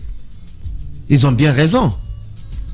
Ils ont bien raison parce que ils ont eu toute la liberté de réunion, de tenir la convention, sortir avec toute l'arrogance qui a accompagné cela, et qu'on soit là aujourd'hui à dire... c'est constitutionnel. Qu'est-ce qui est constitutionnel? Ceux à qui on reproche quelque chose sont quelque part. Tant qu'on ne leur reproche rien, tant qu'il n'y a pas une condamnation quand même, tant qu'il n'y a pas quand même une condamnation, aujourd'hui, on ne peut pas restreindre à un citoyen dans un pays ce n'est pas la gestion, ce n'est pas la gestion du RPG Arc-en-Ciel par Kassori Fofana qui est sur la table de la CRIEF.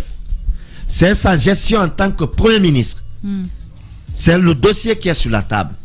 Alors si le RPG, comme on l'a dit hier, les militants ou le président de l'UFDG est allé tenir un point de presse autour de sa maison, de son domicile qui est en litige, où on a reproché à Sidia Touré d'aller tenir le point de presse à son siège.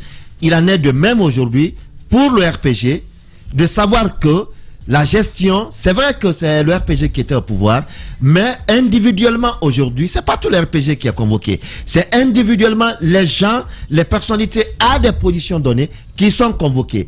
Qu'ils viennent répondre.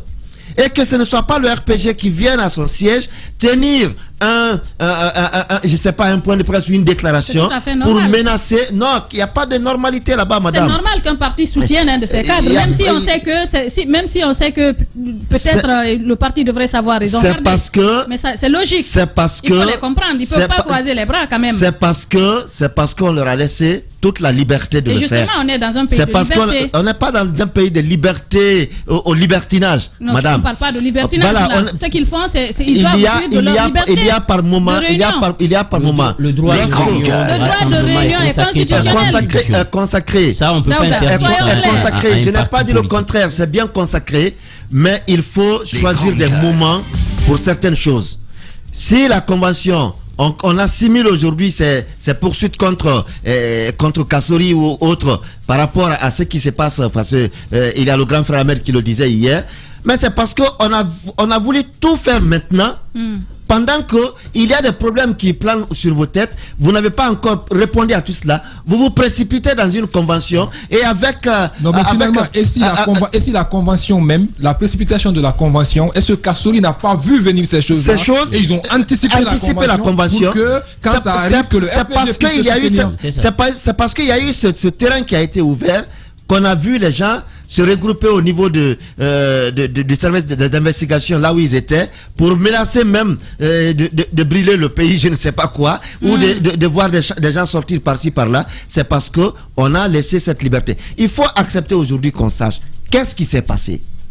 Il y a eu des montants, il y a eu des budgets qui ont été votés ici, qui ont été sortis pour construire des écoles dans ce pays. Mais les écoles n'ont jamais été construites. Pour équiper des hôpitaux dans ce pays, des hôpitaux qui n'ont jamais été équipés, des routes qui n'ont jamais été faites, des forages qui n'ont jamais été construites, des adductions d'eau qui n'ont jamais été faites, alors qu'il y a eu des budgets qui ont été votés, dont les montants ont été sortis. Qu'on sache qui a fait quoi avec les budgets qui ont été sortis. Mais qu'on veuille aujourd'hui mettre de la peinture sur cela et qu'on veuille qu'on avance, non, c'est pas la gente qui doit le faire, non, la gente, une transition, c'est uniquement les élections. On a vu Alpha Condé.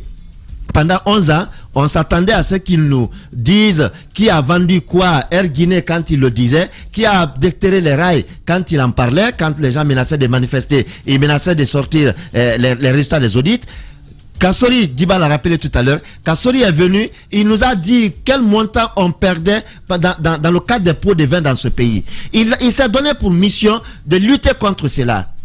C'est comme l'annonce, les têtes vont tomber, mais ce n'est qu'un vigile qui est tombé. Et avec Kassori, les têtes vont tomber, ce n'est que Paul Moussa Diawara, Chérif Aïdara et qui encore. Ça ne s'est limité qu'à cela. Ça ne s'est limité qu'à ceux-là.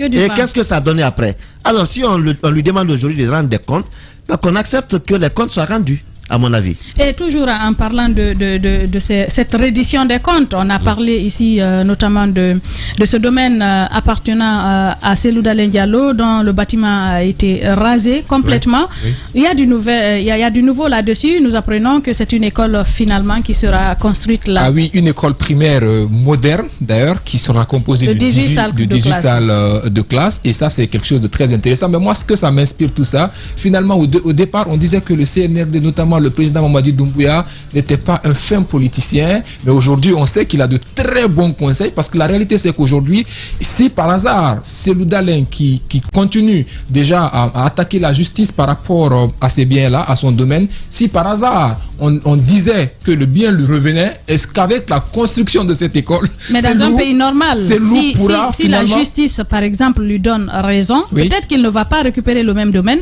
mais l'État va le devra le dédommager. Le dédommager autrement. Oui, il faut le ressortir. Mais qu'à cela ne tienne quand même, il faut saluer au-delà de tout que le président Mamadi Doumbouya, au-delà, puisse mettre en place un bien qui puisse servir la collectivité. Cependant, la procédure a bel et bien été biaisée. Ils sont allés vite en besoin. On ne devait même pas aller à la démolition de ce bâtiment-là. Il fallait d'abord attendre que la justice finisse de trancher avant de pouvoir agir là-dessus. Mais qu'à cela ne tienne, encore une fois, ils ont eu l'intelligence de poser une école qui va servir la communauté et de ce fait-là, il faut saluer cette stratégie politique, encore une fois, du CNRD. Allez-y Antoine, sur le sujet. Non, mais je pense qu'il a régi à les photos de cette école ultra moderne. C'est important qu'on nous la montre.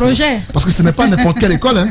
C'est une école ultra moderne, au bord de la mer, avec grillage comme clôture et avec salle informatique, un aire de jeu, football, basket et autres. C'est unique en Guinée, c'est même nouveau et ça sort de sous terre en bordure de mer. Et cela a lieu pendant qu'il y a une procédure en cours. Je ne sais pas. Est-ce qu'on se cacherait derrière l'école pour se protéger de l'erreur qui a déjà été commise? C'est ça. Même pas. En fait, ce qui se passe, la question c'est, mais qu'est-ce qui anime Doumbouya véritablement? En fait, vous avez l'impression que Doumbouya est lancé dans une opération et rien ne semble l'ébranler. C'est-à-dire, il se dit, je suis engagé, je vais jusqu'au bout. Quel que soit ce qui va se passer, j'agis en fonction de ce que j'ai initié comme programme. Il y a une action qui a eu lieu, on a délogé quelqu'un de sa maison. Pendant que la personne était en train de déménager avec les sièges et autres fauteuils qu'on a vus sur la tête des enfants qui partaient avec, on a vu derrière un caterpillar qui est venu tout démolir. C'est-à-dire qu'il a dégagé la maison. Et on a dit que la plupart des maisons de l'État qui étaient habitées par des citoyens ont été pour la plupart démolies, c'est-à-dire certains en partant ont pris les tôles et tout cela. Pour celui-ci, non seulement on l'a démoli, mais les jours qui ont suivi, on dit on va construire une école ultra moderne. Cette école-là, est-ce qu'elle était prévue au départ?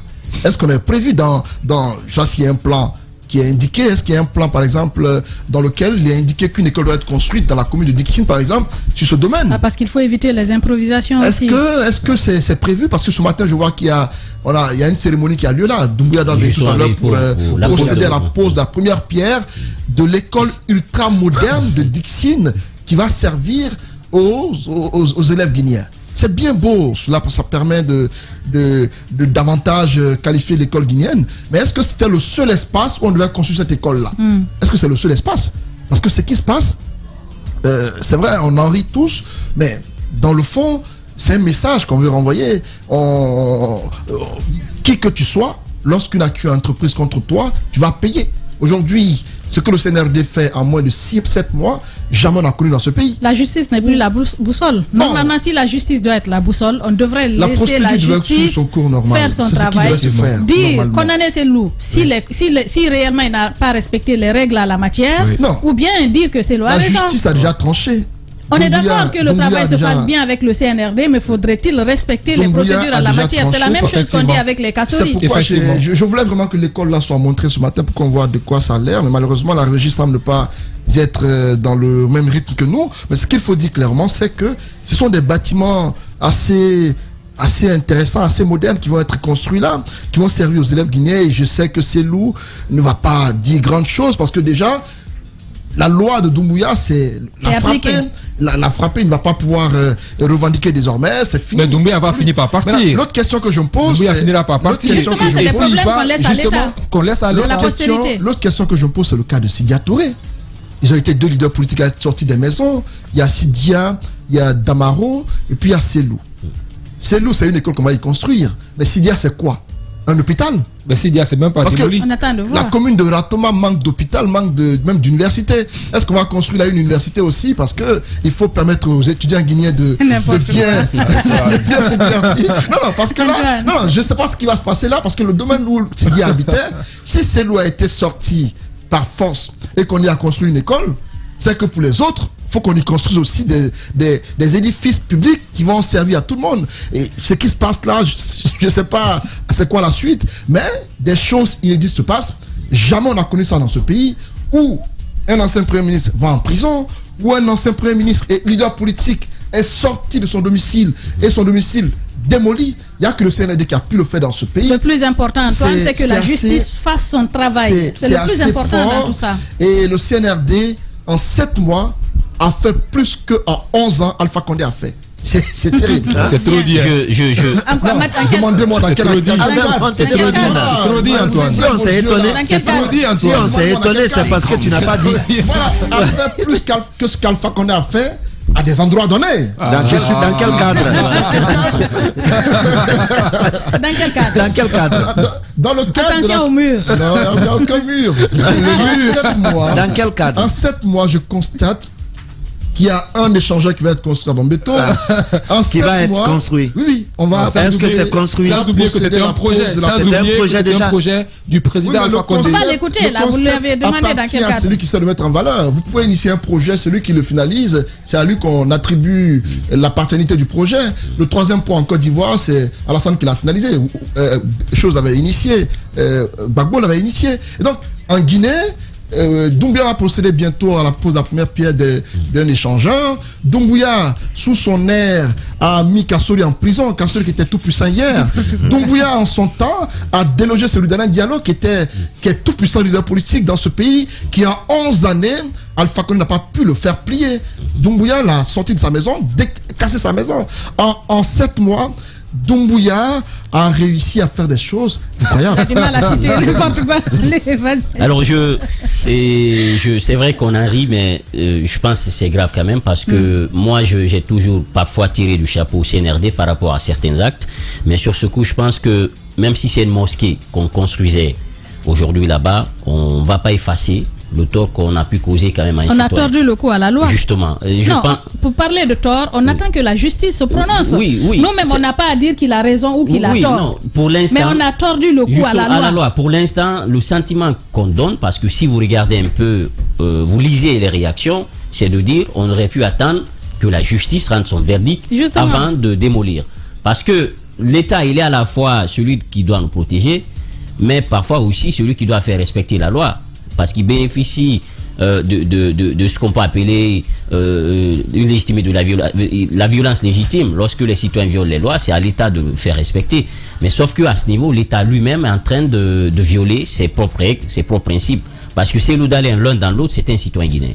Et l'école qu'on est en train de construire, c'est pour des citoyens guinéens. Donc si toutefois la justice arrivait à donner raison à Cellou Dalein, le mal il est déjà parti. On a fait du mal à un autre pour contenter les autres. Parce que l'école qu'on est en train de construire, c'est vrai que nous avons tous prôné à ce qu'il y ait des infrastructures scolaires. Parce que tant vaut l'école, tant vaut la nation. Mais est-ce qu'il faut le faire, sachant qu'en amont, on a posé un acte qui est en violant la loi. En violant la loi. Ça, je pense qu'il faut le condamner. Maintenant, Cellou Dalein, en mettant l'école, on le met dans une situation assez complexe. Parce que, premièrement, étant un homme d'État qui se recommande de la vérité, qui, dans ses discours, le plus souvent, revient sur la démocratie, revient sur un développement inclusif et durable, il sait que pertinemment, une école, c'est un développement. Donc, on le bâillonne en quelque sorte. Il ne va pas continuer à réclamer cet endroit. Parce que s'il y a une école, s'il le fait, c'est de le mettre en conflit avec l'opinion. L'opinion dira, mais pour une maison, il réclame un espace. Non, en matière de justice, c'est ça la politique. Non, en matière de justice, oui, la justice, l'État peut le dédommager s'il arrivait à avoir raison. Justement, ça c'est le principe. Mais politiquement, ce qui est en train de se passer, il y a quand même on tire des ficelles, il y a une réflexion politique autour, c'est de dire, mettons un établissement scolaire et ça, nous mettons l'opinion de notre côté. C'est fait à dessein. Maintenant, ce qu'il faut dire, je pense qu'on aurait pu procéder autrement. On aurait pu, par exemple, dire à Cellou Dalein, loin de ces démolitions, de ces récupérations, pour dire, nous voulons faire une école ici. Nous voulons faire une école, et donc pour une question d'utilité publique, nous souhaiterions que vous libérez les lieux. On aurait pu procéder ainsi en nous disant, pour une question d'utilité publique, nous voulons construire un établissement scolaire. Donc nous voulons que vous quittiez, on vous dédommage et vous allez aller ailleurs, on va vous recaser.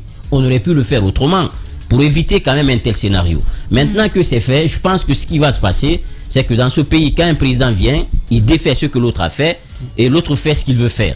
Et si on ne prend pas garde, certainement le verdict va être rendu ou ça ne va pas être rendu sur cette transition. Et celui qui viendra, imaginez qu'il donne raison.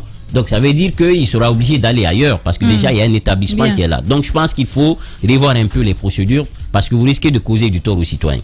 Voilà ce qu'on pouvait essentiellement dire sur cette actualité. Les grandes gueules continuent sur Espace TV.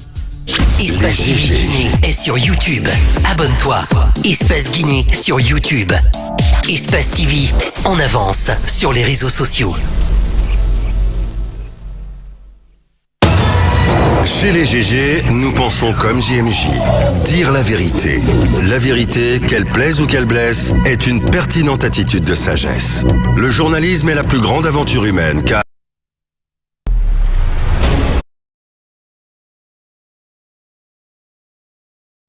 vous nous écoutez du côté de Farana sur Bamboo FM. Merci de votre fidélité. Merci de nous regarder un peu partout à travers le monde. Nous continuons les grandes gueules avec vous, Antoine Kourouma, avec ces importantes décisions qui ont été, ces importantes annonces qui ont été faites hier en Conseil des ministres.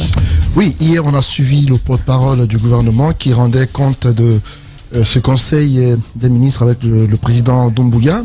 On a vu ces annonces fortes avec d'abord l'évaluation des ministres qui est annoncé. Le président demande à ce que tous les ministres soient évalués. Et on l'a connu sous leur Alpha Condé, sauf que c'était une évaluation trimestrielle. Ça n'a pas donné grand chose. Jamais on ne nous a dit lequel des ministres était le plus en avance sur les autres. On a juste fait des évaluations de façon discrète et par après, c'est resté lettre morte. Il a fallu même qu'un Congolais, un ancien Premier ministre congolais, vienne former nos ministres ici dans un hôtel. Et quel ancien Premier ministre? Mais quel ancien Premier ministre? C'était des coups magistraux. On avait le président qui était assis devant, le PM à côté, et les autres ministres devant qui prenaient note. Et dès qu'il a quitté la Guinée, il est allé répondre à la justice dans son pays. Non, mais il a été inculpé pendant qu'il était ici. Il a été inculpé dans son pays. En Guinée, on demande à ce que les ministres soient évalués, ce qui pour moi est important. Parce qu'il y a des ministres dans ce gouvernement, depuis qu'ils sont arrivés, moi je ne les connais pas. J'ai entendu parler d'eux depuis leur nomination, mais je ne sais pas ce qu'ils font. Qui par exemple? Bon, tu ne mangeras pas ton piment dans ma bouche, mais il y a des ministres dans ce gouvernement-là dont on n'entend pas parler, Madame So. Il y en a qui ne parlent pas, mais qui travaillent. Ils ne sont pas là-bas pour eux, ils sont là pour nous. Il faut qu'ils se fassent entendre. Est-ce que tu es parti leur poser des questions? Non, mais même quand vous posez des questions, mais ils ne vous répondent pas. Ils ne sont pas nombreux, ils sont 27. Mais il y a des ministres qu'on ne connaît pas. Il y a des ministres qu'on ne connaît pas du tout. Antoine, il faut aller vers eux. Non. Allez vers eux, mais il leur faut initier des choses. Si vous faites le constat, la plupart des ministres initient des choses. Beaucoup parmi eux ont initié des états généraux de leur département. Beaucoup ont fait des choses juste pour se faire connaître. Mais il y a certains qui, depuis leur arrivée, sont encore en train de faire... connaître, c'est pour travailler. Bon. Ils sont là pour ça. D'accord. Beaucoup parmi eux aujourd'hui ont du mal à entreprendre. C'est pourquoi l'état des lieux est important. Il faut qu'on sache qui fait quoi, qu'on évalue tout le monde. Celui qui ne répond pas, mais qu'il soit changé. Et pour moi, je ne suis pas contre le fait qu'un ministre, en l'espace de 5 ou 6 mois, qu'on le remplace par quelqu'un d'autre qui réponde. C'est comme un match de football où les joueurs sont sur le terrain. Si tu ne réponds pas à ton poste, on te remplace par les remplaçants qui sont là. Dieu seul sait qu'il y a beaucoup de remplaçants qui attendent. De l'autre côté, il y a aussi, parlant de ce conseil des ministres, il y a la reprise de l'émission des titres fonciers et des baux qui a été annoncé, ça a été suspendu justement. Mais l'autre chose qui a retenu nos attentions, qui est l'une des annonces importantes, c'est l'annonce de la pose de la première pierre d'un échangeur à Bambeto. Parce que sous l'ère Alpha Condé, ça avait été annoncé, c'était 4 échangeurs, Bambeto, Koza, Amdalaï et puis Anko 5. Oui, Kagbele c'est déjà en cours, 36 aussi. Pour ceux qui prennent l'axe 36 Koya, vous vous rendez compte qu'il y a un travail gigantesque qui a lieu, le rond-point a été complètement dégagé, il y a un grand trou qui a été creusé là, et à Kagbele également, on a vu que les supports, les piliers sont sortis de sous terre. Il y a vraiment un travail intense qui a lieu. Et à Bambeto, le 13 avril prochain, nous apprenons que Doumbouya procédera à la pose de la première pierre, ce qui va permettre de désengorger un peu la circulation de ce côté. Je rappelle juste que pour ce chantier gigantesque qui va commencer, c'est sur un financement obtenu le 8 août 2021 à Abu Dhabi, et c'est le fonds Abu Dhabi pour le développement qui fait un prêt constitutionnel de 26 millions de dollars pour financer ces échangeurs de Bambeto et de Koza. Et c'est un projet qui va contenir un pont et un tunnel. Mais pourquoi tous ces projets dormaient? Justement. Alors que les fonds sont obtenus. Ça avait été annoncé, sauf que maintenant... On était sur le 3e mandat. On se rend compte qu'il y a des choses qu'on aurait pu faire il y a longtemps. Et heureusement, tous ces chantiers, vous imaginez les arriver en un temps record. Bambeto, un échangeur de ce côté, ça va davantage embellir l'espace, mais ça va désengorger. Oui, mais il y a quelque chose qu'il faut signaler quand même par rapport à l'échangeur. Vous savez, en général, c'est un très bon projet de le faire. Cependant, en le faisant, est-ce qu'il y a des voies secondaires qui seront déjà disponibles pour que les gens puissent passer là, pour ne pas après que ce soit d'autres calvaires qu'on fait vivre à la population? Donc il est important de pouvoir le faire. On le sait par rapport à Kagbele par exemple. Vous avez vu la voie qu'on a laissée pour les gens. Combien de fois les gens y souffrent? Donc il est important que par rapport à la situation de Bambeto, si on doit poser la première pierre à partir du 13... C'est vrai qu'on aurait pu travailler à Kagbele, on aurait pu travailler sur la route secondaire d'abord avant de bloquer effectivement, la route principale. Et je me dis qu'ils n'ont pas tiré les leçons, et c'est la même chose qu'on est en train de faire avec l'échangeur justement qu'ils veulent faire du côté de Bambeto, et c'est le moment d'inviter encore une fois le CNRD afin qu'ils puissent prendre les dispositions. En tout cas, j'ai vu le plan de l'échangeur, il est très beau, c'est un beau plan. J'espère juste que ce ne sera pas comme on l'a connu sous l'ère Alpha Condé. C'est pas un nouveau plan, hein? Non, quand je dis... Il n'y a rien de nouveau. C'est pas un nouveau plan, donc on avait déjà vu le plan. Donc quand tu dis j'ai vu le plan... On parle de la concrétisation. Vous savez, moi je préfère ceux qui sont concrets à ceux qui sont théoriques. C'est un ancien plan. Lorsque quelqu'un vient... Kagbele a commencé avant le coup d'État. Et qui le met en œuvre, celui-ci est un homme pragmatique. Et je me dis que ce qui se passe, c'est du pragmatisme. Aujourd'hui, on va assister à la pose de première pierre d'un échangeur, dont les travaux vont commencer. Je me dis que c'est un acte concret qu'il faut saluer, parce que là, tu vas désengorger la circulation. Qui ne se plaint pas des cas d'embouteillage et autres? Bambeto va être désengorgé. On espère que les manifestations vont diminuer, parce que s'il y a un échangeur, ça va un peu empêcher les gens de manifester beaucoup. Il fallait que tu places ça. Donc... Bien, voilà comment on arrive au terme. Voilà, Abdoulrad Dramé, il faudra m'aider à faire un peu de la technique. Voilà comment nous arrivons au terme de cet autre numéro des Grandes Gueules. Merci à tous de nous avoir écoutés à la radio et de nous avoir regardés à la télévision. Merci à toute l'équipe de la régie, Vladimir Poutine, Nala Sidibé, Mafata Sano, Alassane Diallo, l'homme de nuit, Maboudou Kondé. Merci à Abdoulrad Dramé qui nous a accompagnés du côté de la radio. On vous a servi avec un réel plaisir. Merci à toute l'équipe, à tous les chroniqueurs du jour. Nous vous retrouverons certainement lundi avec d'autres sujets, d'autres actualités.